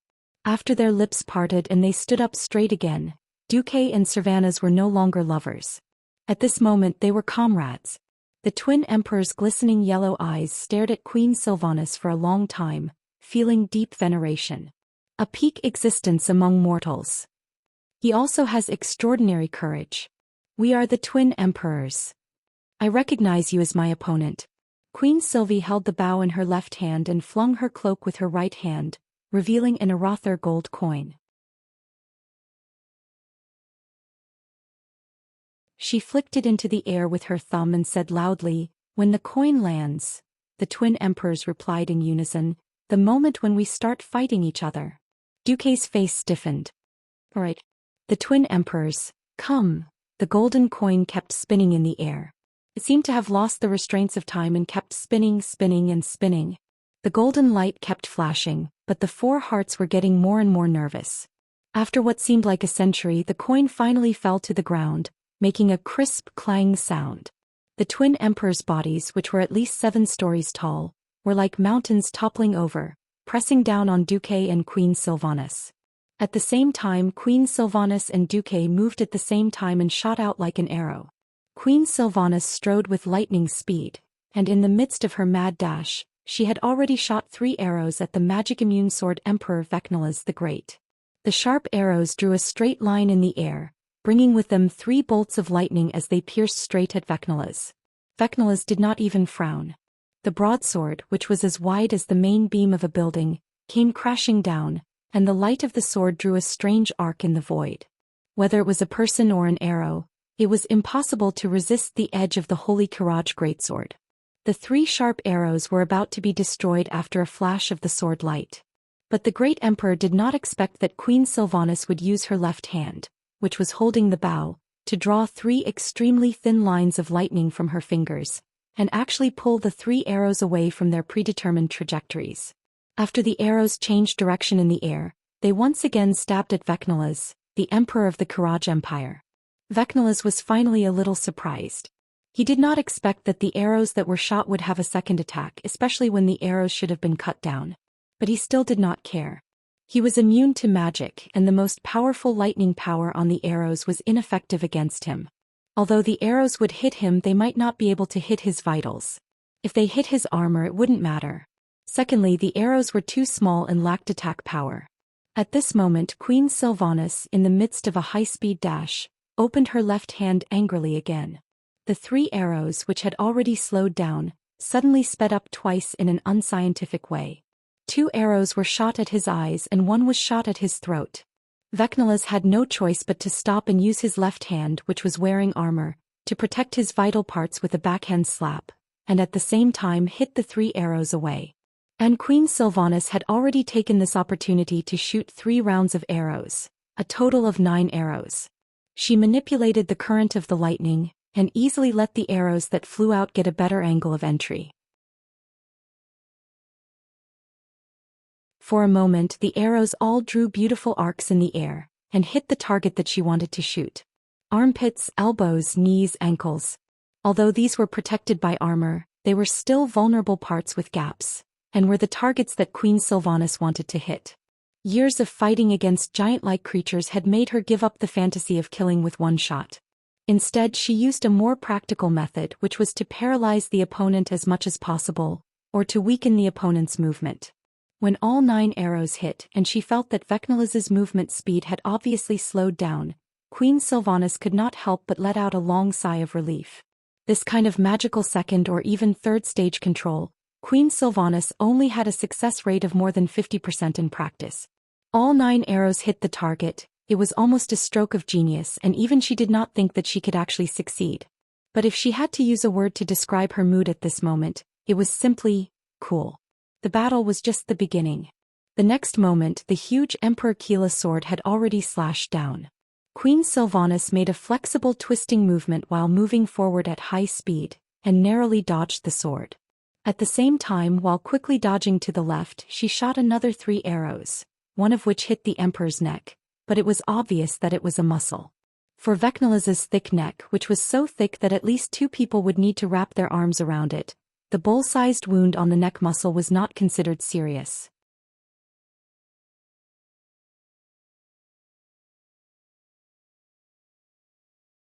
Chapter 13:19. The Emperor suddenly used brute force to change the direction of the giant sword and swept it horizontally. Queen Sylvanas made an extremely exaggerated backward movement, her body above her knees almost parallel to the ground, and narrowly dodged another attack. She then made 3 backflips in a row before stopping the powerful momentum. During the backflips, she shot 9 more arrows. At this time, Duque was fiercely attacking the demon Emperor Veclor. In the image transmission of the magic eyes, Duque saw that Queen Sylvanas almost had the carvings at the front of her breastplate cut off by the Sword Emperor's greatsword. Duque's face turned green. Did she really think that there would be 1 less benefit from now on? Ba. Even if Queen Sylvanas became an undead like in history, Duque would still like her. It couldn't be helped that Queen Sylvanas danced on the edge of the sword. Her greatest weapon was evasion. If she didn't appear, then Duque would have to use the mirror reality to pull the Sword Emperor. That was also a very dangerous choice. Since she was here, Duque had to believe in her. That's right, Queen Sylvanas was definitely delicate and weak compared to the 7-story sword Emperor Veclor. She would die if she was hit by a sword. On the other hand, as long as she was focused enough and didn't get hit by a single move, it would be her victory. She alone, of course, would never be able to kill the twin emperors. Note that the lives of the twin emperors were shared. Her bow and arrows couldn't hurt them, but Duque could. After confirming once again that there wouldn't be a second existence besides him that could attract the attention of the demon Emperor Veclor, Duque went all out. The thin lines of the elemental laws crisscrossed back and forth. The two demigods, with their deepest understanding of elemental magic, performed a gorgeous epic duel. It was a battle of great momentum. Behind Duque, the entire sky was inverted. Countless arcane missiles poured down like a meteor shower, drawing countless dazzling parallel lines and bombarding the demon emperor. Not only that, but the weave was also expanding greedily like the beating of a heart. Every time it contracted and expanded, the area of the weave could be seen to increase. Every time the area of the weave expanded, the power of the spells blasting out of the weave would increase by 10%. Veclor's eyes narrowed. He raised his imperial courage staff high, and a huge screen of light as black as ink rose behind him, enveloping the entire hall. Shadow energy floated on the screen like grease, emitting an evil and decaying aura. At the same time, he extended his withered left claw and pointed at Duque. Countless black spiritual energy beams shot toward Duque's arcane missiles. The Demon King, Emperor Veclor, was also a super expert who was proficient in many types of magic. The arcane magic, wide area magic burst technique, was also one of his specialties. However, after the spellcasters entered the demigod realm, the way they fought would naturally change drastically. Just like how it was impossible to burn Ragnaros to death with fire, Veclor similarly could not use arcane magic to kill a demigod whose core was arcane magic, even if it was a newly advanced demigod. With a thought, the countless beetles on the ground began to approach Duque, intentionally or unintentionally. Duque sneered. Self-destructing bug? Can't you be a little more creative? In his previous life as a player, he obviously did not have the ability to deal with beetles that would constantly respawn and never finish killing. In this life, as a true demigod of Azeroth, he had plenty of ways to deal with the Demon King. As expected, a bug that was originally only the size of a palm suddenly grew rapidly under Veclor's infusion of magic. In the blink of an eye, it became a giant the size of a carriage. Bang! The bug exploded. What splashed out was not flames like in history, but extremely corrosive acid. Duque revealed a playful smile. Duque did not need to do anything.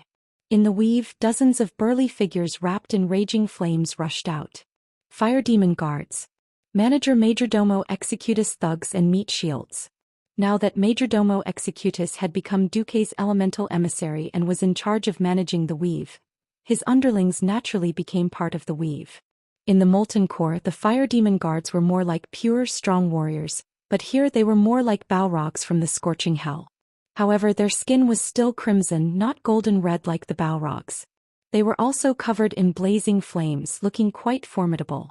To be honest, Duque did not have much hope in the combat power of these fire demon guards. Since the Demon King was harassing him with cannon fodder, he could not focus on dealing with them. All the command was handed over to Majordomo Executus, who had integrated with the weave. However, after the fire demon guards became purer elemental creatures, they were really powerful. They could actually drive all the bugs, big or small, out of a radius of 30 meters around Duque. Humph! Veclor looked unhappy. Suddenly, those big beetles were no longer simple self-destructing bugs. They became the size of rhinoceroses and their bodies emitted pink crystal light. Dozens of crystal beetles rushed up and fought evenly with the fire demon guards. Oh! With a thought from Duque, a modified version of the fire elemental jumped out of the illusory weave. On the surface, this was a fire elemental bathed in fire. However, there was a huge change in body shape. It was the Balrog from the Lord of the Rings world, where the White Sword Saint Gandalf was. With the appearance of a demon, the Balrog was good at using whips and beheading swords. Roar! This Balrog, which did not exist in the world of Azeroth, stabbed the flaming sword in its right hand into the ground as soon as it appeared. With this action, brilliant flames suddenly rose from the void, followed by magma pouring out of the void on the spot. Many golden rivers hung upside down in the void, lighting up the entire Twin Emperor's hull. Spreading along the golden beam of light, even the ground began to turn into a state of melting magma. Every crystal beetle that was touched immediately emitted a zzz sound, which made one's hair stand on end when they heard it. The defenses of these crystal beetles that were specialized by Vekler were extremely frightening. A single pillar of lava fire couldn't even melt their outer shells, but as 2, 3 and even more pillars of lava fire condensed into lava spears, the high temperature and sharpness combined into one body, the only outcome for these sturdy monsters was to shriek as they turned into a pile of charcoal. The golden light of the fire illuminated the face of Emperor Vekler. He finally realized how difficult it was to deal with the newly promoted demigod standing in front of him. In terms of the total amount and quality of magic, Duque was not inferior to him, a veteran demigod. In terms of multicasting and the strength of his generals, he was also superior. In Duque's weave, more kinds of attack magic began to emerge, breaking through the obstruction of the shadow arrow rain and hitting the magic shield of the demon emperor.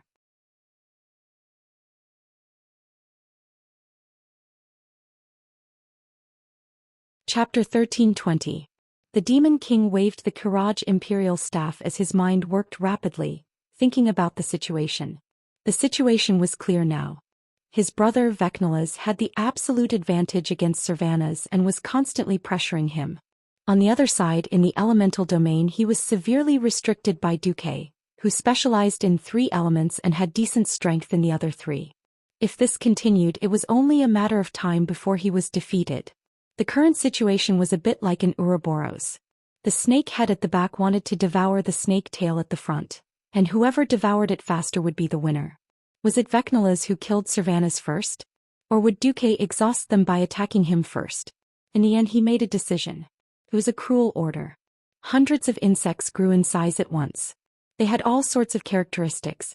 Some were filled with fire elements, some were frost, and some were acid. These insects ignored the attacks of the fire demon guards and Balrogs, and charged at Duque, who was standing in the air on an arcane throne of energy. Unexpectedly, even though the formation had been penetrated, not a single fire demon guard left the front line. They even ignored the pursuit and continued to attack the beetles within their attack range. In the weave, a new elemental creation appeared. This time it was a giant surrounded by thunder and lightning. In the name of Thaddeus, I declare that no existence can surpass me and attack my master.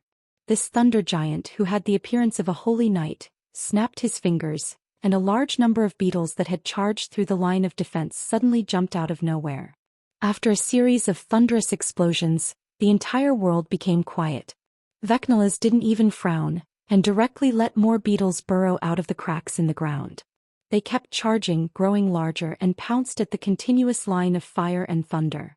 It was hard to say if this scene was tragic or cruel.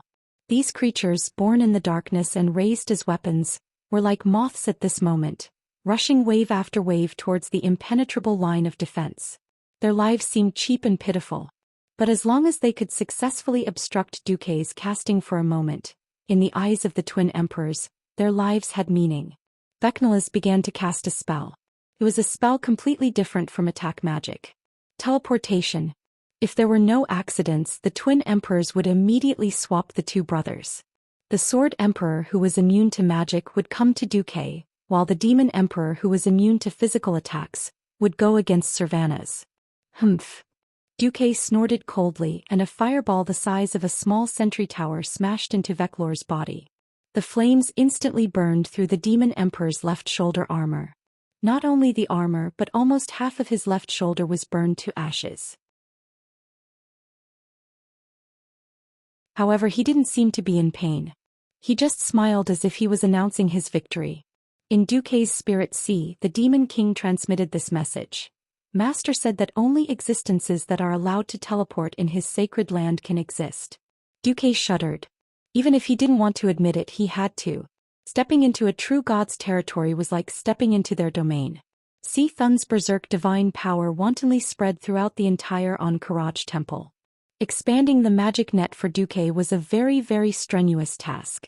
It was obviously a thankless task, Duque had to do this or else he would be cut off from all power in the outside world.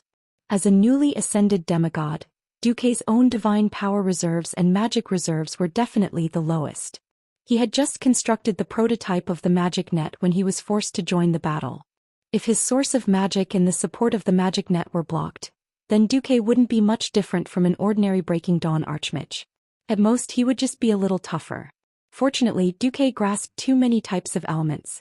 Even Si Thun couldn't expel all 6 of Duque's major elements. This was like patching. If it was 1 or 2 holes it would be easy to patch, but if it was a wicker basket full of holes, then what the hell was there to patch? So no matter how hard Si Thun tried to suppress him, Duque still expanded his magic net bit by bit, whether it was the total amount of magic or the volume of the magic net itself. But Si Thun could completely mess up the spatial coordinates of the temple. At this moment, Duque couldn't feel any clear spatial coordinates.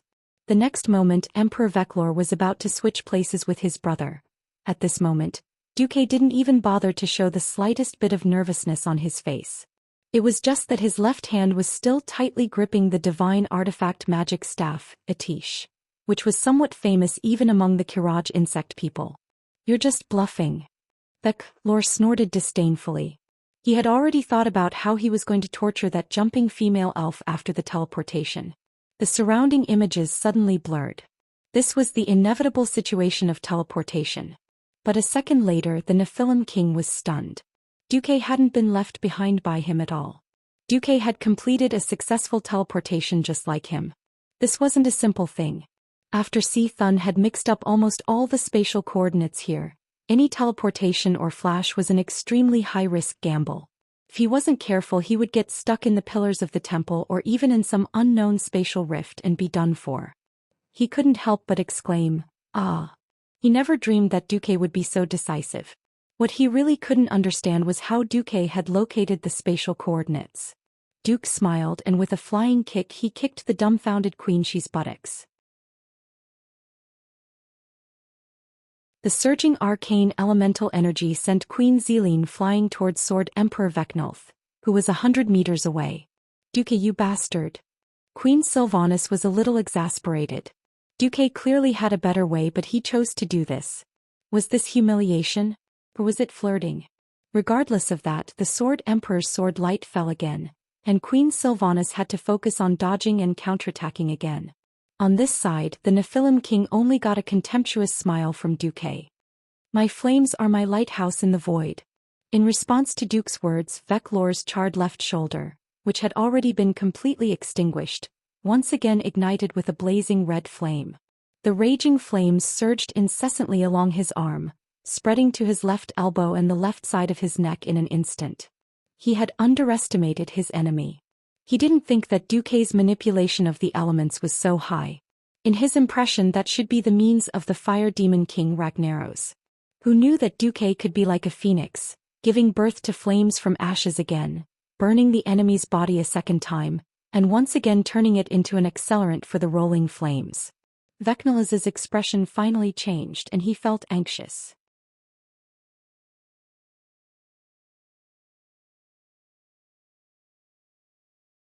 Chapter 1321. They were both demigods, but the gap was so huge. Duque was clearly just a newly minted demigod, but his proficiency in using power was above him. Although their domains were different and strictly speaking, Duque was a demigod mage for humans and elves, while Veclor was a demigod mage for the Kiraj insect people. There should not be such a gap. Veclor could not help but look at the seemingly inconspicuous wooden staff in Duque's hand. An extremely rare space-type magic staff? For a new demigod to have such wealth, even Veclor was secretly envious of him. "Fine. After I kill you, your staff will be my spoils of war." The Kiraj insect people were the model race of the strong preying on the weak. At this moment Veclor looked at Duque with a bit more greed and jealousy. Humph. Veclor exploded all the shadow elements he had accumulated in one breath, and the dark shadow elements easily extinguished the flames on his body. "Yo, what? Want to call your brother over?" Duque teased the Demon King. "We don't need both of us to deal with you." Veclor's face turned cold. To be honest, the twin emperors attacking together was a bit troublesome. They would heal themselves at every turn, and Duque was not sure if he could successfully use counterspell on the twin emperors. Duque had his own confidence. Glancing at the needle on the gadget in his hand, Duque laughed in his heart, and began to focus most of his attention on Queen Sylvanas. Queen Sylvanas worked very hard. It was rare that after fighting for so long her rhythm was not messed up at all. Every time he dodged it was just right. He didn't spend too much energy, and every time he dodged, even if it was just 1 millimeter. She would never let herself be in the dangerous splash range. At the same time, she would never let herself expend too much energy. This kind of exquisite, almost scalpel-level movements could only be done by someone who used her agility to the extreme. Among the 4 Windrunner sisters, if there was one who had the best chance of breaking through to the level of demigod, it would definitely be Sylvanas. Lilith's talent was too poor. Reaching the hero domain was already her limit. Sasha was very talented, but it was a pity that she was too kind. In terms of talent, Aurelia was on the same level as Queen Sylvia. The problem was that she often considered too much when faced with problems. She cared too much about the big picture, and this weakness limited her on the path of battle. Only Sylvanas, with her unyielding spirit, successfully acted out what it meant to be a rebel of fate. He was unwilling to be left behind. She was not willing to be a good wife and mother. She was not willing to be a country's mascot, a vase in a duke's mansion. It was because of so much unwillingness that she became who she was now. In order to break through to the demigod realm, other than Duque, who had the help of the system elf to cheat, or Medivh, who was a freak with extraordinary talents, the best whetstone was to fight a real demigod in a battle of life and death. Although it was dangerous, under such circumstances, breaking through was the fastest and most likely. Now it seemed that she had done a good job. But Vekler wasn't good. His magic was suppressed by Duque, and this was when Duque was clearly distracted. Logically speaking, any distraction or carelessness during a battle with Pharaoh would be fatal. This was because it could affect the elemental guidance or the arrangement of incantations, and could even destroy a forbidden spell, blowing himself up before killing the enemy. But Duque was a weirdo. With his mind on his sister, his left hand held a tish and continued to guide the elemental guidance, while his right hand made the casting gestures without the slightest bit of confusion. Even more shamelessly, he pulled out more things from the magic net. A replica of the Curator, made entirely of arcane elements, appeared. With the earth as armor and pure arcane energy as his body, this Curator used a continuous rain of arcane missiles to clear a large wave of beetles as soon as he appeared. It wasn't just him. There was also a smaller frost dragon made of the purest frost elements. It appeared out of thin air, facing the Demon King's shadow arrow rain head-on, and opened its mouth to spit out an ultra-pure frost dragon breath. The benefits of Duque's split control were vividly displayed at this moment. As long as he could still connect to the magic net, the 6 elemental emissaries could command various elemental creatures from a safe place to attack Duque's enemies through the magic net. On the contrary, the Demon King Vekler could only rely on himself. Damn! After a furious roar, the Demon King changed tactics. Those large-sized beetles no longer blindly rushed to their deaths. More and more beetles began to climb onto his huge but seemingly skinny body. Duque narrowed his eyes. There was an indescribable feeling in them. As expected, a change had come. Although he didn't know how they got their human forms, Duque could be sure that, at least in this world of Azeroth, the twin emperors were the emperors of the Karaji insect people empire. The emperor of the insects, of course, wouldn't be human. So the twin emperors were also insects. All the little insects not only worshipped their emperors, but were also willing to give up their lives. The insects that turned pink were crystallized. They greatly increased the hardness of their bodies. The ones that turned white were ice elemental, yellow were fire elemental, and violet were arcane elemental. Duque had never imagined that Vekler could use such a miraculous method to forcefully increase his physical defense and elemental absorption ability. Originally, in terms of communication with the elemental realm, Duque was far ahead of Vekler. Now the Demon King had obviously pulled this gap to a point where it wasn't too great. As a price, Vekler's body was already huge enough. After thousands of insects climbed up, his body grew even taller, becoming as tall as a 10-story building. Queen Sylvanas naturally noticed the changes here. She only glanced over and her whole body quivered. That's right. Thousands of wriggling insects were climbing up, even biting and devouring each other. This sound was challenging the limits of a woman's senses. Queen Sylvanas didn't have the luxury to pay attention to the Demon King, and she firmly believed that Duque could handle it better than her. On the other side, looking at Vekler, the Demon King, turning himself into a fortress-like existence, Duque was a little dumbfounded. Bastard. You're forcing me to use my ultimate move. I originally wanted to leave it for your master. Duque seemed to say this without rhyme or reason. At first, the Demon King was very nervous. Who knew that a minute had passed, 2 minutes had passed, 5 minutes had passed. Even after the Gemini swapped positions 10 times, nothing happened. Duque took advantage of his elemental purity and continued to attack like a tidal wave, killing Vekler's insects wave after wave. However, Vekler used the insects' lives to fill in the gaps, using insect lives to buy time and fighting evenly with Duque.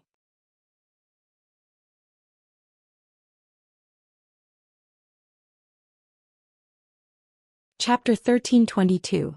Just as Emperor Vekler was praying for his brother to kill Sylvanas first, suddenly the entire Ankh-Karaj temple shook violently. It was like an earthquake. The feeling of the earth shaking even affected this 1,000-meter-deep underground cave. How exaggerated was this? Unfortunately, all the Karaj insect people were no strangers to this feeling. Because it wasn't the first time. The last time it was so shocking was when Naxxramas crashed into the east side of the Ankh-Karaj temple. It fell back and forth, or rather, it was repeatedly thrusted, turning that side into ruins. Could it be that the alliance threw Naxxramas in again this time? Impossible. The twin emperors exclaimed at the same time. Their master Si Thun would never let Naxxramas behave atrociously in his territory again. In fact, Naxxramas was really close to the Ankh-Karaj temple again. This time was different from the past. This time the floating fortress was purely a feint.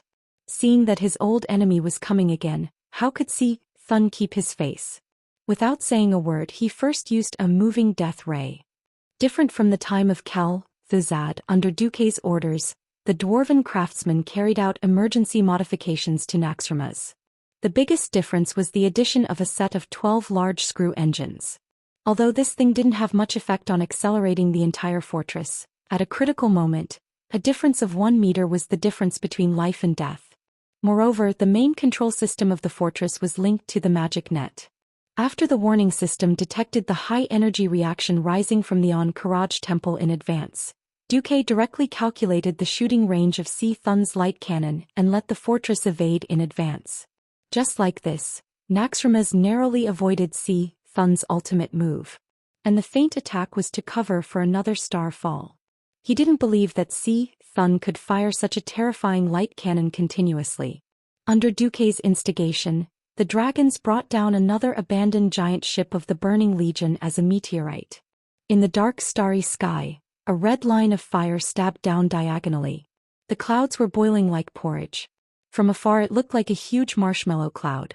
Suddenly, a red dot appeared in the middle, like a stone falling into water rippling on the clouds. Then the clouds were dyed fiery red. The next moment, under Tyron's guidance, the fiery red warship fell to the ground. It accurately hit the place where the entrance of the Ankh-Karaj shrine should have been. If the first collapse that trapped the Alliance hero group was deliberately done by the twin emperors, then the bombing this time was Duque taking advantage of the situation. The opening, which was not very big in the first place, was forcibly torn open in the direction of the palace where the twin emperors were. The earth was collapsing and the hard rocks were easily torn apart. Countless rocks fell from the shocking crack at the entrance of the temple, once again setting off a terrifying man-made earthquake. After the violent collapse, Vekler suddenly discovered that he could see the sky. Originally, the entire palace was a typical underground cave. Now that the entire dome had collapsed, they could naturally see the sky. At this moment, Vekler, who was observing the skies, saw a resplendent golden light shine in the skies above. Normally, if it wasn't noon, there wouldn't be any sunlight that could reach the bottom of the deep cave. This light was obviously man-made. Even if Vekler died, he wouldn't know that at this moment, in the orbit of the planet above Ankh-Karaj, there was a reflector made from a crystal mirror that was about 2 kilometers long and wide. This was naturally a product of black technology that Duque had asked the dragons to do. Sunlight itself didn't have any direct destructive power, but with the help of Alonso's Veil's magic net and the processing of forbidden spells, sunlight had become the most terrifying weapon of mass destruction. An incomparably thick golden pillar of light descended from above the clouds, piercing through the entire world. The clouds had long been swept away by the meteorite, but now, under the influence of the holy magic, they slowly rotated to form a whirlpool. The golden pillar stabbed downwards, landing straight into that gigantic crack. The resplendent golden light reflected in Duque's dark eyes fell along the walls of the cave. With a confident smile, the golden light penetrated deep into the ground, and began to converge at the end, focusing on the body of a certain emperor whose body had become even larger. Boom. Continuous golden light spread from Weak Lore's raised head to every corner of his body. Every bug that possessed Emperor Weak Lore's body seemed to swell up before exploding. This time it wasn't because they were obeying the Emperor's orders, but because the elements on their bodies were in conflict with it. That's right, in order to avoid Duque's edge, Weak Lore had chosen to use the shadow element as his core. Suddenly receiving the strongest attack of the holy element, not a single beetle could withstand the tearing of these two opposing forces. Flesh and blood flew everywhere, and more tentacles, mouthparts, shells and thorny limbs exploded into the air. As the golden light spread further, it was like a sharp knife cutting open a wrapping paper. Immediately, the true body of the demon Emperor Weak Lore was revealed to Duque and Queen Sylvanas. The once arrogant and skinny Weak Lore had lost his humanoid appearance. What appeared before Duque was an extremely ugly, twisted bug. Overall, he looked a little like a silkworm with countless sharp, thin and stubby little legs. But a closer look would reveal that each of his legs was a beetle's mouthpart, and each spot on his body was a living beetle's eyeball. Emperor Weak Lore was more like a monster made of countless bugs intertwining with each other. Fortunately, in less than half a second after Weak Lore's glory was revealed, Alonso's soul directly descended beside Duque. His full strength caused this disgusting scene to become extremely brief. Amidst an earth-shattering, inhuman scream, that giant bug amalgamation suddenly exploded. Every single tentacle, every single horn, and every single hair that was like steel needles completely exploded apart and transformed into specks of powder that were the size of ordinary ants.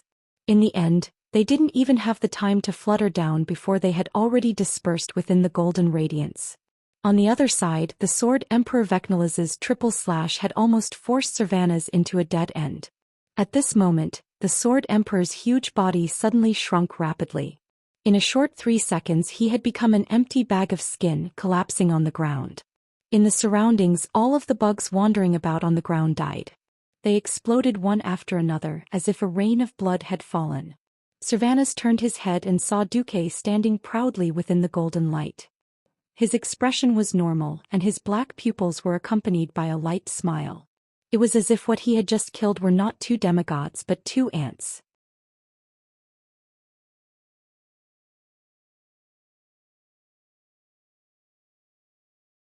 Chapter 1323. He died just like that. Queen Sylvanas' face was still frozen in disbelief. Did we win? Duque smiled as he walked over and hooked Queen Sylvanas' little nose. In order to fight against my elemental advantage, Lore almost changed the attributes of his entire body to shadow. He was gambling on the fact that there was no strong direct sunlight in this dark underground palace. Obviously he bet on the wrong bet. Queen Sylvanas was stunned for a moment before a bright smile blossomed on her face. You master tacticians are all despicable. Duque was speechless. In history, Queen Sylvanas was a ruthless person who had no choice but to max out her talent in scheming. It was fine to be mocked by anyone but Queen Sylvanas. Duque was a little displeased. Wasn't this the same as a certain master tactician mocking others? You guys are all dirty. I'm not going to take the blame for this. Alright. I'm just a little regretful. My great hero, you can't be so petty. As she spoke, 2 fair arms had already wrapped around him. On her perfect smiling face, her long and curly eyelashes had already drooped. With such benefits, all of Duque's complaints disappeared. He decisively went up to taste Queen Sylvanas' little tongue. After an unknown period of time, the 2 of them were awakened by the sound of footsteps from afar. You guys are having fun. There were still beads of sweat on Aurelia's temples as she rushed over. Evidently, she had rushed over after fighting the family of 3. Of course, as the eldest sister of the Fengxing family, she would only pretend to be angry when she saw this scene. Behind Aurelia were the other members of the hero team. No one would blame Duque for not coming over to help after the fight. Duque had already fought the strongest enemy. If they couldn't even deal with an ordinary leader, they wouldn't be qualified to stay in the hero team. The battle on William's side was the last to end, and it was rather pathetic. Many of them had sustained injuries that were neither light nor heavy. What made him feel even worse was that Xianxia had actually run over to ask if he needed help after getting rid of Princess Zhou Xian. On the surface she seemed to be well-intentioned, but from the tone of the Princess of the Black Dragon's teasing tone, it was clear that she would help as long as William asked.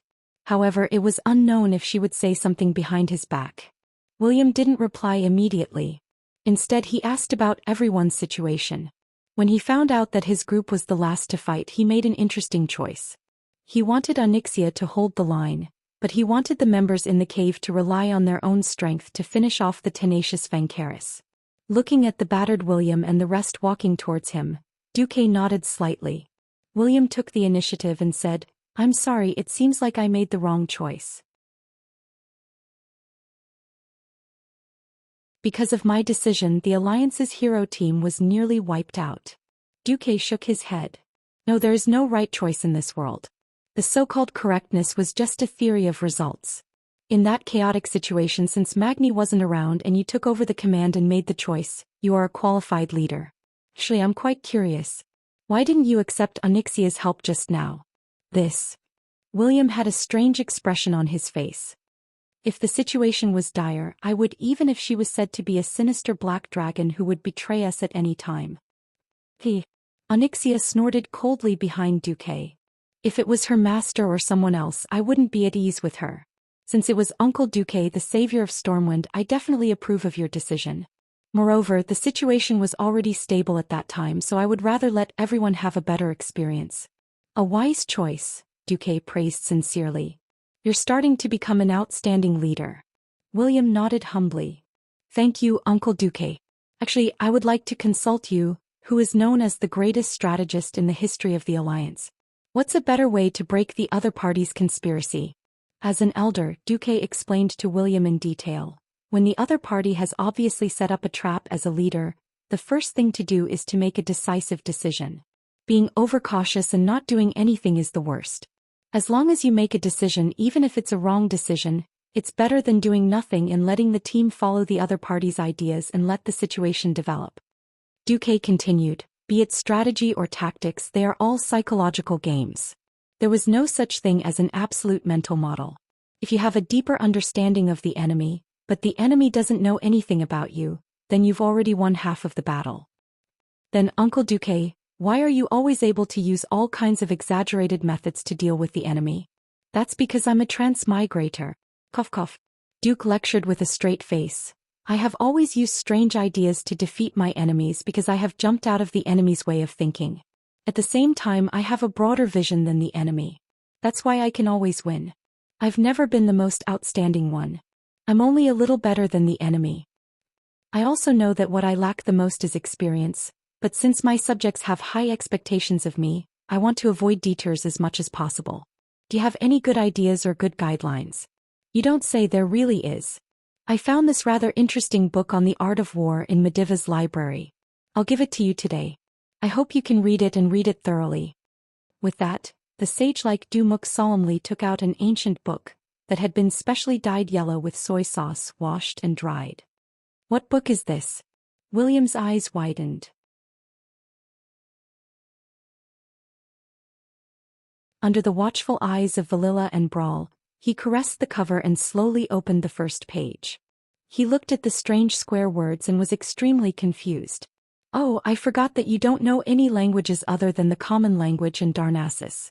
For this day I've prepared my translation for you." Duque took out a newly written translation in the common language. "Sun Tzu's Art of War. How to get more grandchildren. First, you have to find 100 beauties who are willing to have children with you. Give birth to 1,000 children and then..." Before William could finish reading, Duque snatched the book back at lightning speed.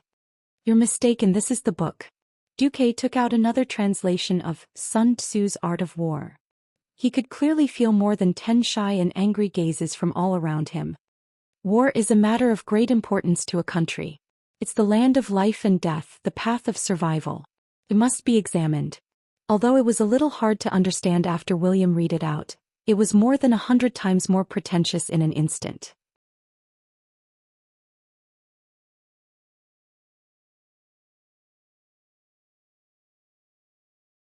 Chapter 1324. Sun Tzu's Art of War was a top-notch work that revealed the laws of competition. It displayed novel concepts that had never been seen in the world of Azeroth. When a series of profound strategic concepts such as using intelligence to conquer strength, using softness to conquer strength, and winning without fighting were displayed, William was quickly engrossed in it. At the same time, the profound philosophical concepts of using virtue to subdue people, and the unity of man and nature, made William even more mesmerized. Before Duque traveled to this world, the influence of this masterpiece had far exceeded the borders of the country. Many famous foreign strategists were intoxicated by the broad and profound traditional strategic culture of China. Not only did this masterpiece transcend national boundaries, but it also transcended time and space. As British Air Marshal John Slessor said in China's military maxim, "What's fascinating about Sun Tzu is how amazingly up-to-date his ideas are." By changing some of the words slightly, his maxim seems to have been written yesterday. This masterpiece was no longer simply a work of war. It had become a must-read for leaders in the fields of politics, economics, and diplomacy. Sun Tzu's ideas were not only widely used in the modern military field, but also in politics, economics, diplomacy, and sports. For such a godly book, which had been explained in detail by Duque in the common language, William was almost instantly sure that this was the legendary Holy Bible. Looking at this Holy Bible, William's slight disappointment from making the wrong choice was immediately swept away. His eyes contained a brighter light than before, as if there was a raging flame burning in them. Unknowingly, Magni had also come over, and even the other kings had come over to watch. It was only when Duque slapped William and Magni's shoulders that they snapped out of it. "All right. Thun is not dead yet. Let's retreat first." If it was in the past, William would have asked Duque why they didn't just kill him in one go. However, the concepts of retreating in order to advance that he had just seen had strongly stimulated William's thoughts. The higher-ups of the alliance quickly reached a consensus to retreat first. Since they were allied forces, challenging the ancient god Thun was a huge matter. They would definitely go through thick and thin together. Even with a demigod like Duque overseeing things, there was still no guarantee. After all, no one knew to what extent Thun's strength had recovered, but from the 2 attacks Thun made, one of which sent Naxxramas flying and the other of which blew up a small part of Naxxramas, it was clear that the power of this ancient evil god was not complete. Of course, the alliance could directly charge into the lowest level of the Karaj temple without waiting for the tribes. He might even be able to take advantage of Thun before he fully recovered. But so what if he won? They might be able to obtain some decent equipment, but who could guarantee that the Alliance's experts wouldn't die? It was precisely because the Alliance was stronger than the Horde in terms of both quantity and quality of experts, as well as national and military power, that the Alliance was able to form an allied army. If the Alliance sacrificed too much, it would only benefit the Horde. William suddenly understood why Duque wanted to retreat first. Duque smiled and turned to Jaina. "Go out and inform the vanguard of the allied army to retreat immediately from the Wall of Beetles to the Divine Temple. At the same time, prepare to use continuous artillery fire 24 hours a day to cover the road from the Wall of Beetles to the Karaj ruins." Almost as soon as the Alliance heroes returned to Naxxramas, the most terrifying insect swarm on record broke out in the Karaj temple. Damn it! It's here again. On the floating fortress, all kinds of chaotic sounds drowned out everything. The sound of orders, angry curses, and then the loudest sound of artillery fire rang out. No one could figure out whether the sound of the artillery had alarmed the swarm, or whether the swarm had attracted the artillery fire. Almost at the same time as the artillery shells rained down on the Karaj temple, Insects the size of small trucks rushed out from every corner of the temple with their fangs and claws bared. They were like a black carpet that covered the entire ground, dyeing the yellow earth into a creepy, constantly shaking black color. They rushed out of the temple and formed a huge wall that was like a wave. They rushed forward crazily and quickly, even ignoring the cries of their companions. They stepped on their companions that ran slower to the bottom. Whether or not they would be trampled to death no one knew. Originally, Varrock Salyafar didn't want to retreat because retreating meant that the Horde heroes led by Sal would be cut off. However, Duque's words dispelled his thoughts. Varrock, I don't doubt your loyalty to the chief at all, but it's not like you haven't seen an insect swarm before. How long do you think your army can last in front of this tide? Do you want to kill the last elites of the Horde? And as long as we kill all the insects we can still get Sal and the others back. Don't worry, as long as Thun isn't beaten back to the depths of the planet, the interests of the Alliance and the Horde will be the same. Varrock was silent for a few seconds and finally nodded. The Horde retreated. The Alliance, with the convenience of Naxxramas, crazily opened fire on every aisle in the direction of the Ankh-Karaj temple, every place that wasn't under the protection of Thun's power. The insects were charging without any regard for their own lives, and the Alliance's artillery was also covering the area. The swarm of insects that was originally like a surging black tide didn't even have time to form an interweaving turbulence before it was smashed to pieces by the Alliance's superior artillery. The entire world seemed to be filled with the light of the explosions. As the Cannon King of the Alliance, Bulang Bronzebeard methodically commanded Naxxramas. 4 ground attacks, prioritize the incendiary bombs, then the explosive bombs. For air attacks, don't stop the 3 types of bombs. Don't be afraid to run out of bombs. Sir Duke Marcus is already a demigod for mages. He will open a portal for us to replenish our ammunition. In the command center, after letting Khadgar help with the matter of the portal, Duque's focus fell on another place. He said to Varrock and Magni, "See? The range of Thun's power shield has shrunk." Yes. The two nodded at the same time. Originally, Thun could cover the entire Ankh-Karaj temple, but now it only covered the main hall of the temple. Other places, even if stray bullets flew over, it didn't matter. Why is that? Varrock was puzzled. Because our Alliance's hero squad first broke the pillar of the Ankh-Karaj temple. Duque raised his palm and 2 souls that looked like little people appeared on his palm. Even though these 2 souls had been imprisoned by Duque, Varrock could still clearly feel the strong will and surging soul waves from these 2 souls. This is the souls of the twin emperors. The emperor of the Karaj insect people and also the leader of the swarm. After losing them, Thun could no longer control the Karaj insect people well, so he simply sent all the low-level insects to their deaths.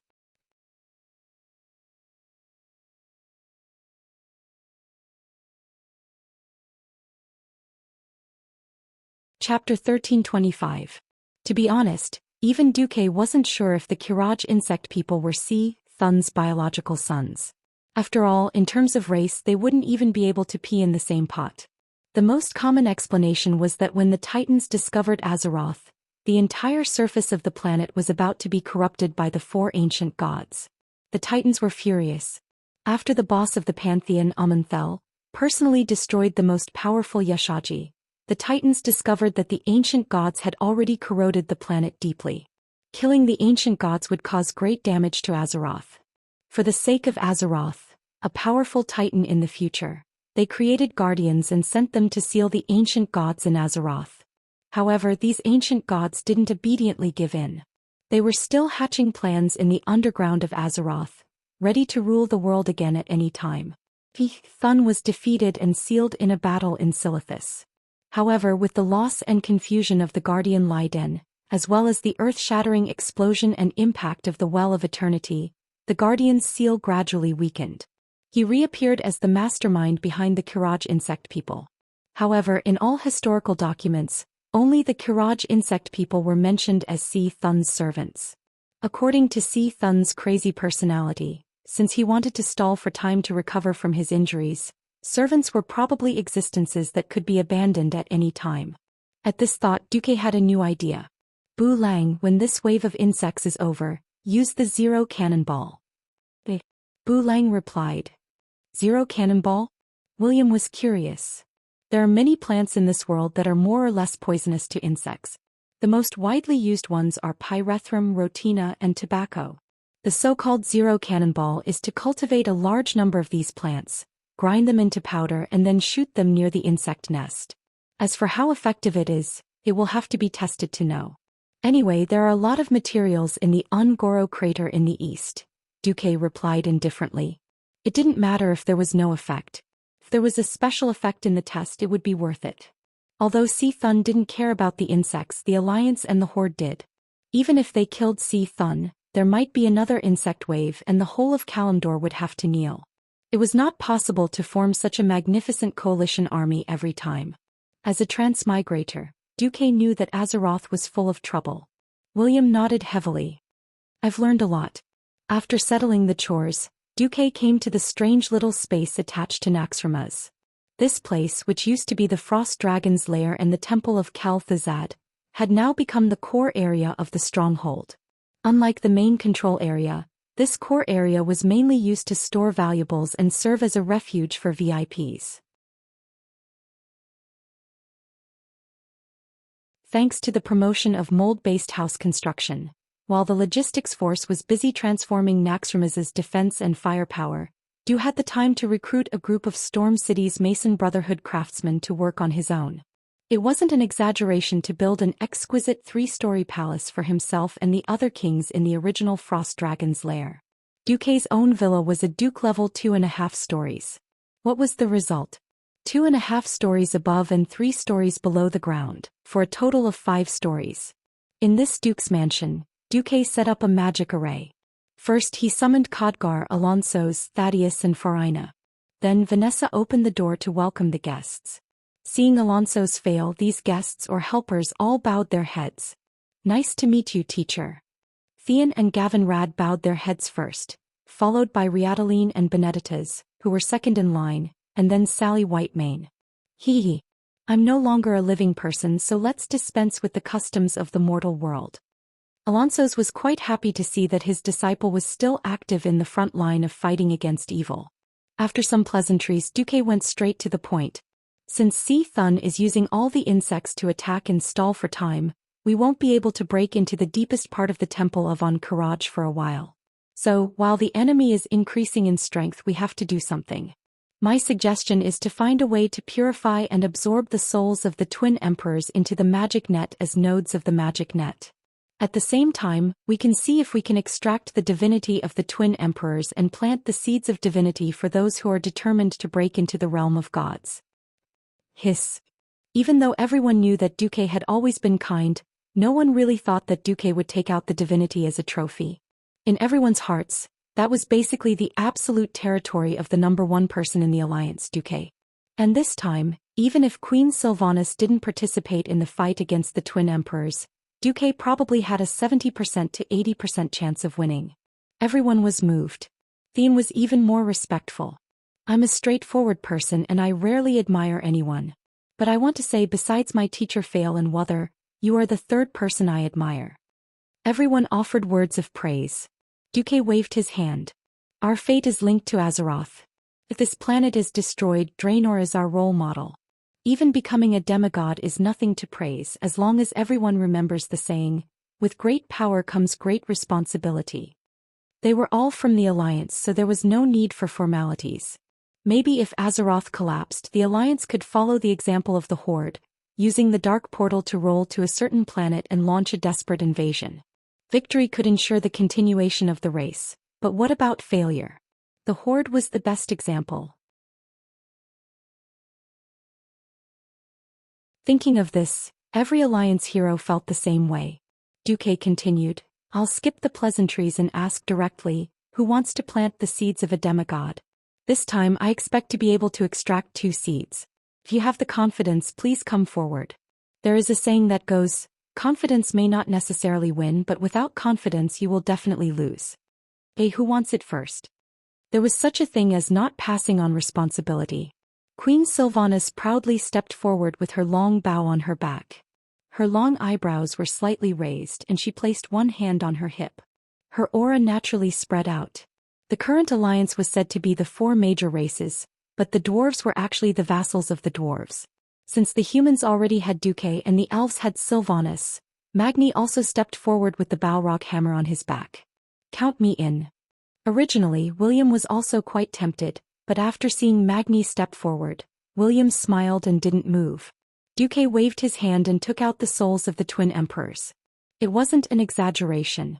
Different from the little surprise of Prophet Skiram, the two demigod souls were Duque's biggest gain since attacking the temple of Ankh-Karaj.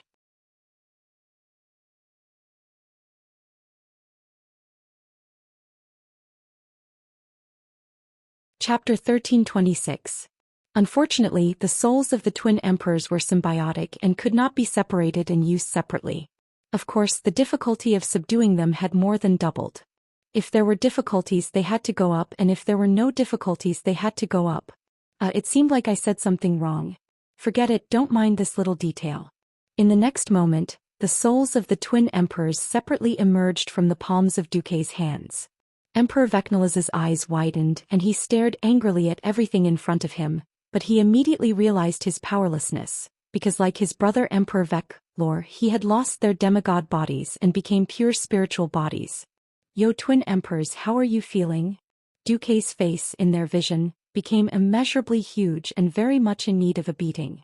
They opened their mouths, but were shocked to find that they could only let out soundless roars.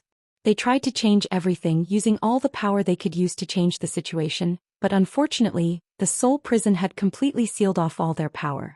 The only thing they could do now was to be prisoners, captives, and obediently wait here for the victor, Duque, to judge them. Duque gently tossed his hands up, and the two soul prisons rose slowly, until they were imprisoned in mid-air by the magic array. Duque snapped his fingers and under everyone's gaze, the souls of the twin emperors began to grow, becoming the size of a dwarf. Twin emperors. Didn't you say that the victor gets everything? Now, as the victors, Duke Marcus and Sylvanas Windrunner, come enjoy our spoils of war. Duque pulled Queen Sylvanas over and they stood side by side. Clearly, the faces of the twin emperors twitched in pain. What had been said not long ago still echoed in the ears of the four of them. The reward of the victor should not be discounted. The etiquette of the loser should be done to the extreme. Right. They had said so. However, that was both the emperor's reserve and pride, and the absolute confidence of the strong. True warriors never thought about the consequences of failure because they never thought that they would fail. Admittedly, they could be as ugly as those captured mortals. For example, slamming the soul barrier in front of him with all his might. But this kind of thing, other than showing their helplessness, they would also lose their demeanor. They would not do it, because to them this kind of ugly behavior was even crueler than death. Although the twin emperors had already experienced the pain of their bodies being blown up alive by the most intense holy light in history, that was only the torture of mortal bodies. The real torture was on the soul. They had lost. The two brothers had actually lost to a mortal woman and a human demigod who had yet to unleash his full power.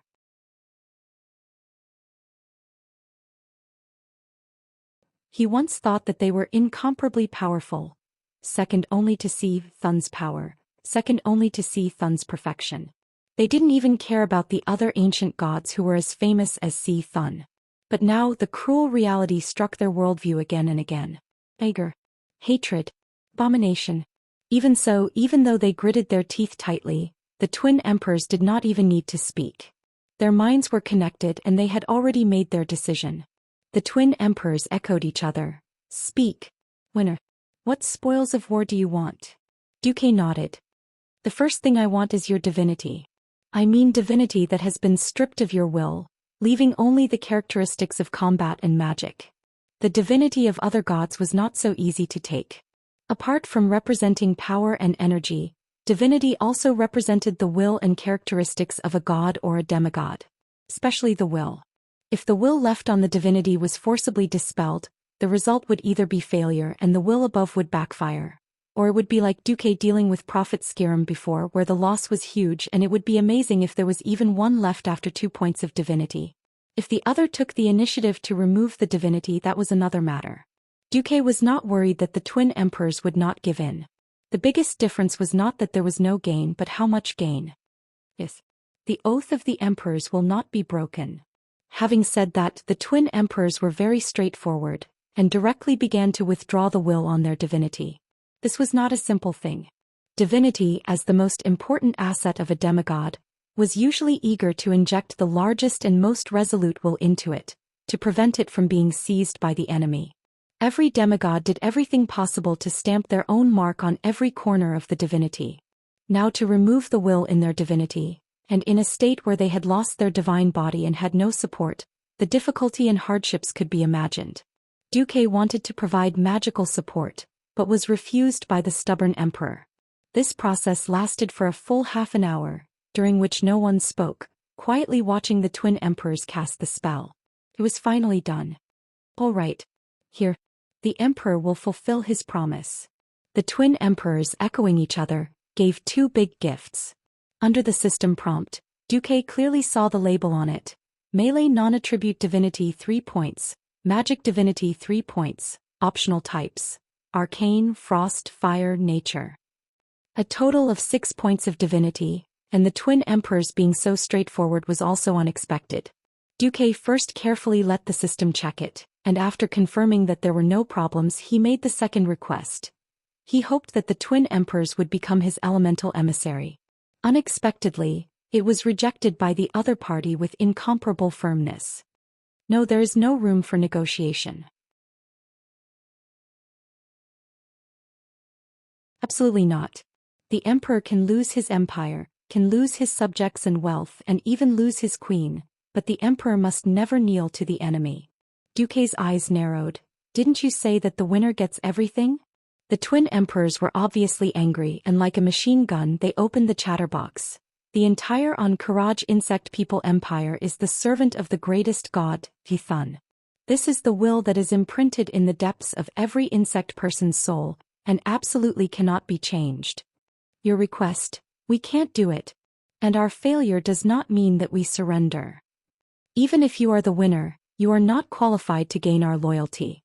You will fail in the end. The Supreme Thun will lead the Courage insect people to occupy this world.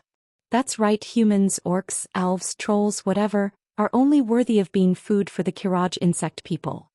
Feel lucky for your short victory. Your victory will end with the further awakening of our Lord Thun.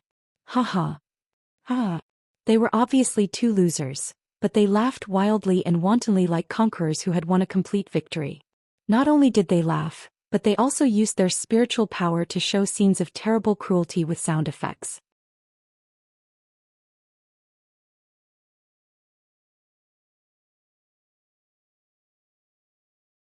Chapter 1327.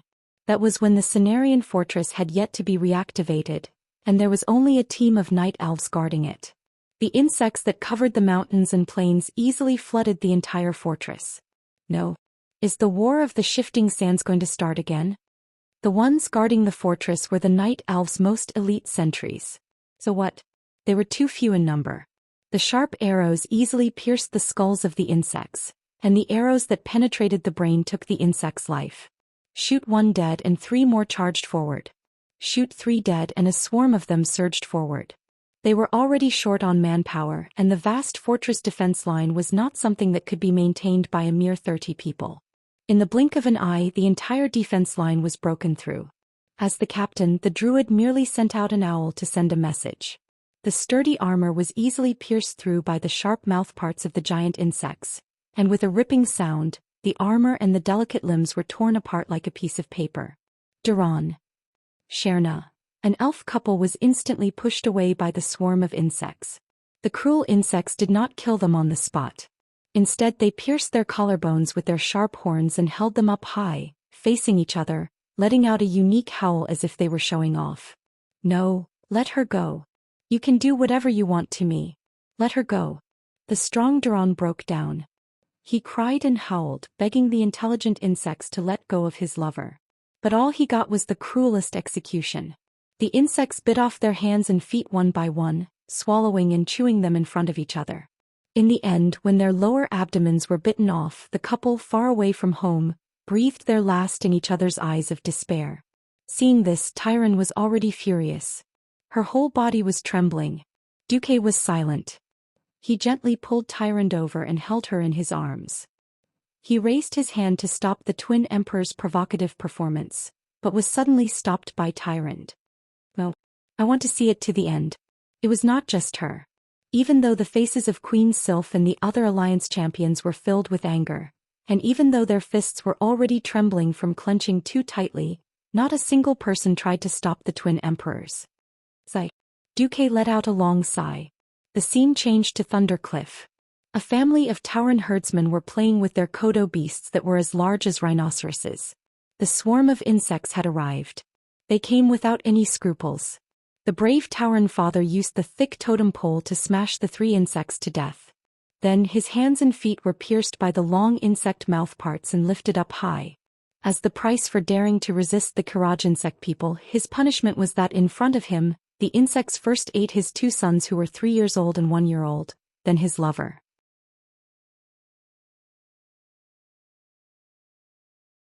Finally, under the ferocious laughter of the leader of the Kiraj insect people guards, he ordered the insects to dismember his body and eat him.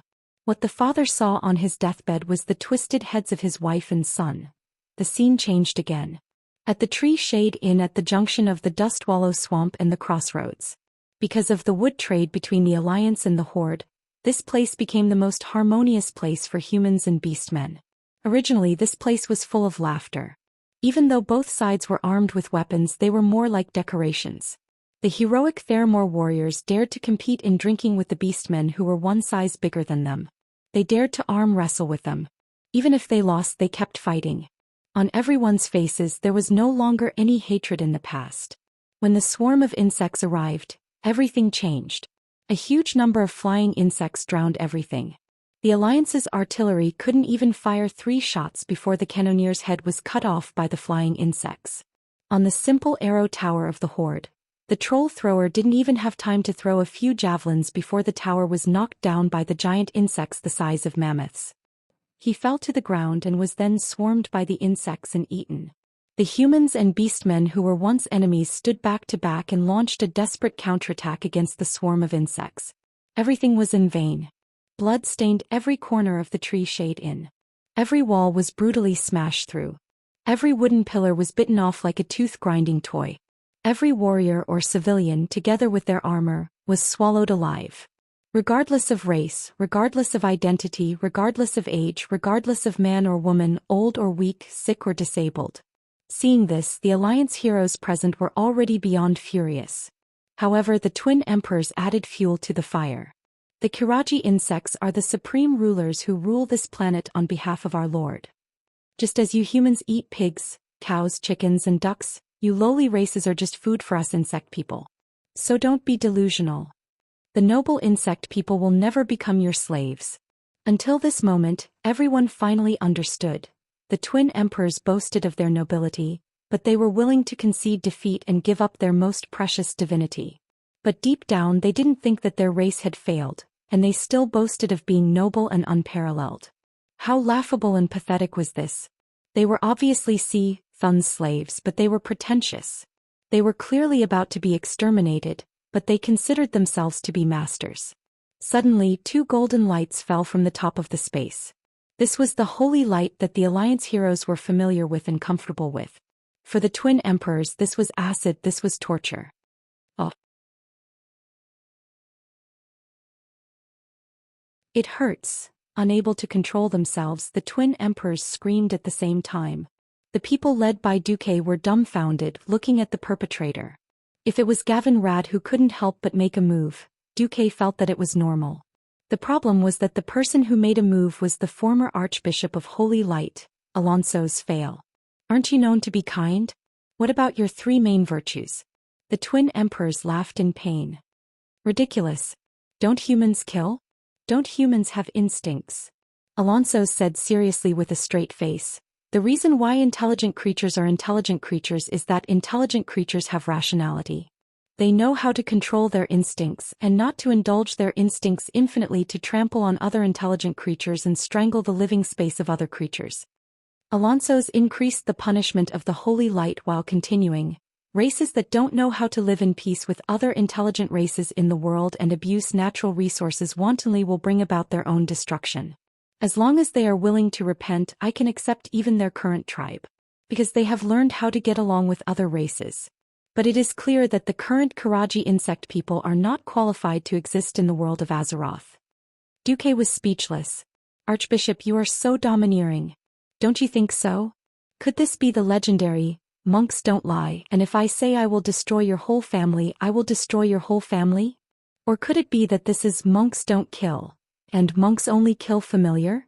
Then may I ask, Archbishop, do you kill them after they are cooked or roasted?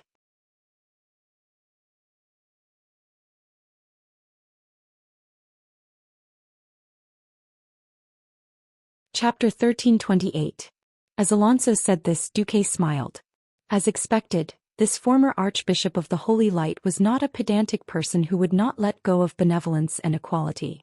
If he was a blockhead, he would not have created the Paladin, a vicious profession that could fight, defend, and heal despite having short legs. As a good friend and one of the biggest helpers on his path of growth, Duke naturally had to support Alonso's to the best of his abilities. Isn't it just a movie? I can do it too. Duque waved his hand and a Hollywood-level explosion happened. A comet fell from the sky and Tyrant showed what it meant to destroy your entire family. In front of this earth-shattering destructive power that only the strongest demigods or true gods could resist, all mortal powers were useless. A mushroom cloud rose. The ash hive exploded. Mushroom clouds rose one after another. The Zora hive and Rago hive were finished too. As the Emperor, he had never taken the low-level insects seriously. He could do whatever he wanted to the insects. But in front of the enemy, even the low-level insects could not be easily humiliated. Duque's actions were a slap to the face and a resounding slap at that. Didn't you think that the insects were powerful? Didn't you say that the insects were the rulers of Azeroth? Why did they have to exterminate their entire clan? The death of each insect queen represented the destruction of a hive and a branch of the insect race. In the video, the number of insects killed and corpses collected by the Alliance and Horde Alliance was clearly shown. This kind of slap to the face with big data was crueler and more effective. Not only that, Duque also provided real-time combat footage. At this moment outside, the Alliance's cannons shook the sky, and mushroom clouds of various sizes rose in the empty space in front of the Ankh-Karaj temple. Not only did the insects at the center of the explosion die without a complete corpse, but even those within the range of the shockwave were stabbed to death by the sharp claws or broken limbs of their comrades. In the air, there were not many insects that could escape the large-scale coverage of the Tyrant 3 bombs. Occasionally, a few of them managed to advance, but they had to face the barrage of magic bullets that poured down on them like a storm from the countless magic towers. If he was lucky enough to come over, there would be griffins and wyverns to intercept him at close range. It wasn't that there weren't any large bugs that tried to break through. There was one in the image that was as large as a train carriage that tried to break through. In the end, Onyxia, who was entrenched on the platform of the fortress, pounced on it. With a sweep of her dragon tail, it was smashed into pieces and fell to the ground. The twin emperors felt as if their hearts had been cut by a knife. The destruction of his clansmen was indeed heartbreaking.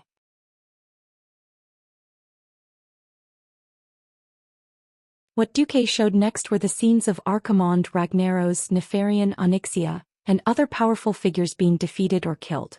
Every scene was so soul-stirring that they were shocked speechless. If it was an ordinary blow, although it was painful, they believed that they would be able to endure it in the end.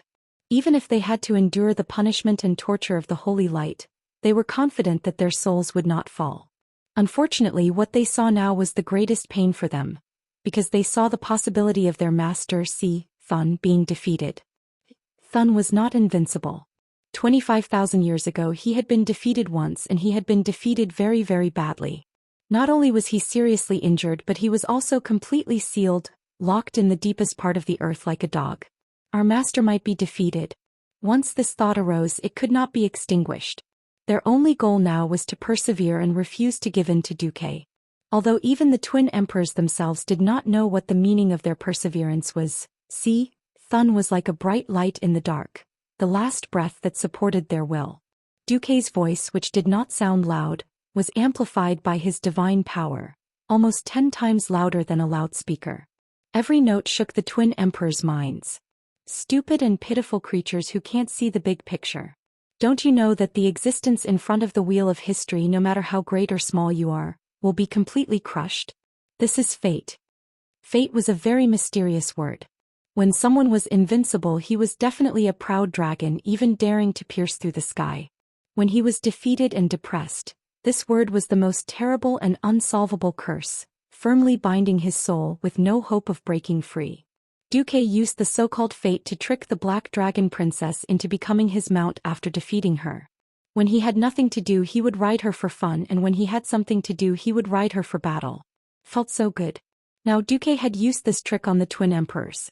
Zhou Xian's voice carried endless majesty and a hint of temptation. Are you still stubborn?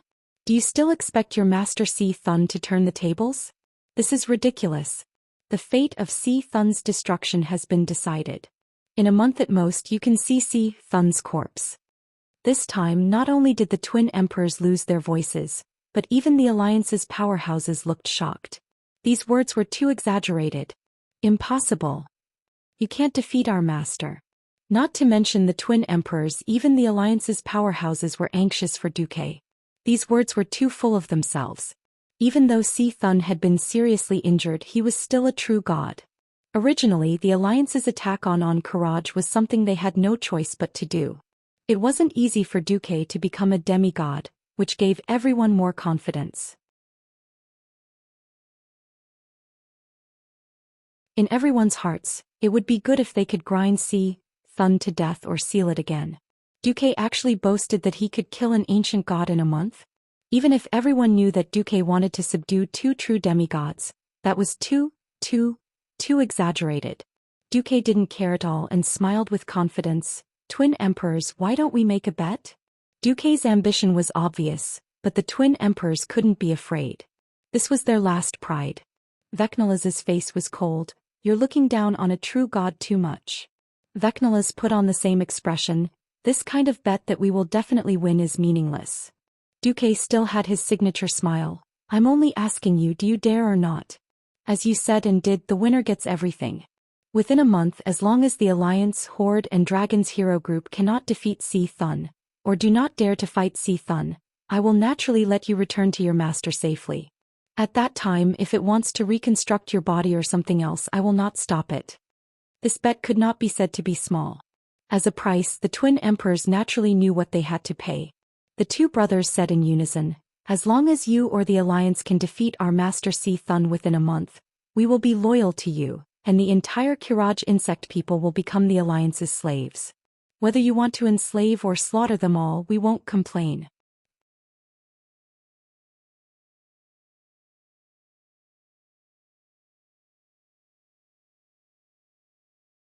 Chapter 1329.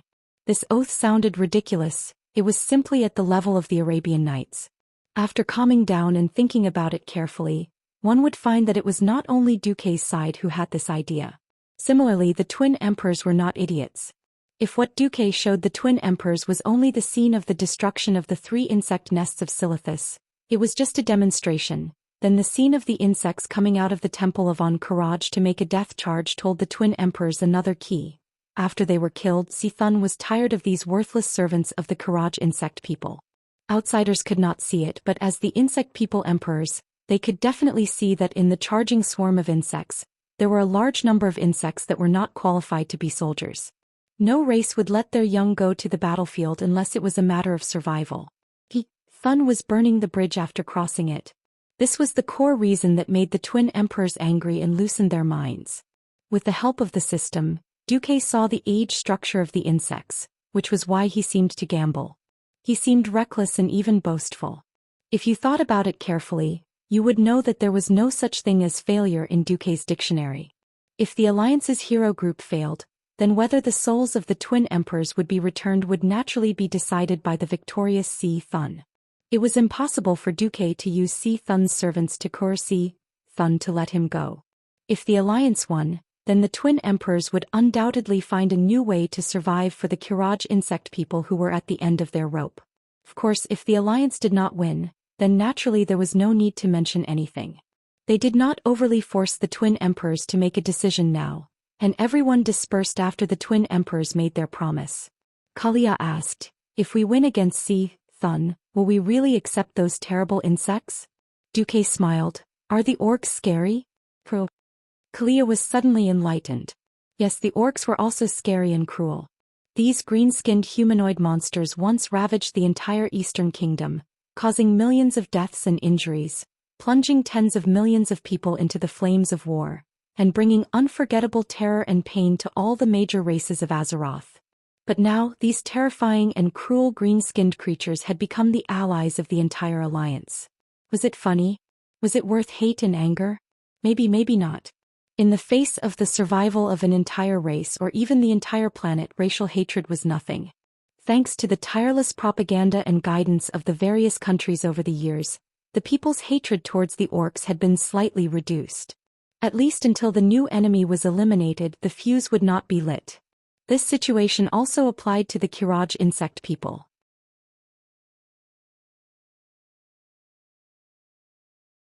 Those insects would be useful in many ways if they were used as mounts, Theon commented. Yes, such as rugged caves, Varian nodded. In the air, griffins could be used. On relatively flat ground, horses could be used.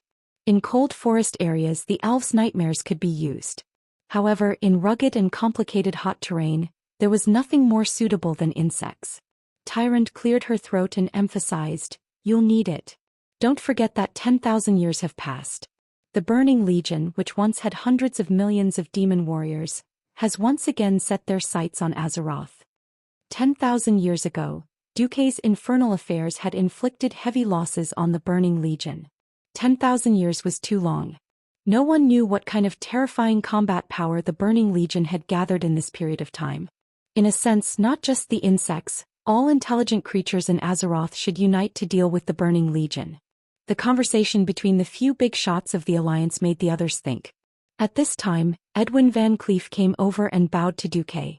Then he said in a voice that everyone could hear, "The Horde's heroes have just defeated Ayames the Hunter, and are preparing to challenge Osrian the Scarless tomorrow." Oh, not bad. Duque raised his eyebrows. Unfortunately, the losses are a little big. In the ruins of Karaj, the Horde has so far lost 4 former members of the Silver Moon Parliament and 3 second-rate chiefs who were resurrected as Death Knights. Hearing this news, the expressions of the Alliance's heroes were very strange. As former enemies, even if they were not enemies now, seeing an enemy who had been killed almost 20 years ago come back to life and scare people again was a very complicated feeling. Moreover, Sar's method of absorbing a large number of undead into the Horde had always made the Alliance's heroes feel disgusted. Now that those bones had been lost from the Alliance's point of view, it was a loss of combat power. From the Alliance's point of view, it was no different from setting off firecrackers to celebrate. Duque turned to look at Tyrande. Tyrande immediately understood and ran to contact Fandral Staghelm. After a while, Tyrande returned. It's good news. Because see, Thun realized that he could not further corrode the earth. He has begun to recover his divine power. What it could collect was only the Lilian ego that it had plundered in the Silithus territory. This process will probably last for about 10 days. Duque said. Edwin informed Sar of the situation. Let him do as he sees fit. No one was willing to fight an ancient god who had recovered better. Wait for more combat power? Launch an attack while the ancient god was weak before he recovered? This was a very difficult choice. There was no such thing as having the best of both worlds. The higher the level of a commander, the more painful choices they had to make in all kinds of unfavorable situations. Fortunately, while Thun was accumulating strength, the Alliance was not idle either. Duque split the 3 points of divinity from the sword Emperor Vecnala's into 3 portions. One was for Magni, one was for Servanas, and the last one was for him. Even though each portion did not actually have a single point of divinity, it was a special energy that contained divine power waves. And don't think that Vecnala's only knew how to use a sword. In reality, he was also one of Azeroth's specialties. Almost all the experts in this world were all-rounders. For example, Anduin Lothar could wield a 5-meter-long lance while riding a horse, shoot a squirrel's eye from 50 meters away with a bow while on horseback, and swing a 2-handed greatsword like it was child's play. What weapon he used to be famous was purely because he was most comfortable with it. Vecnala's archery was also very good. The experts of the alliance were basically all in important positions. After witnessing the twin emperors' submissive bet, everyone dispersed. After Duque had arranged other matters, he could finally relax. Unknowingly, it was already late at night. In the villa in Naxrimas, Duque collapsed on the sofa, not wanting to move even half a finger. He was too tired. He had just become a demigod and had to rush over to save the day. Then there were all kinds of trivial matters. Suddenly he heard a knock on the door. "Come in." A beautiful figure flashed in front of the magic lamp at the door. Accompanied by a fragrant wind, a graceful blonde figure appeared in front of him. "Huh. You're tuning in to the Zhou Xian's Legacy YouTube channel. Don't forget to subscribe and join us on this journey to catch the most captivating stories.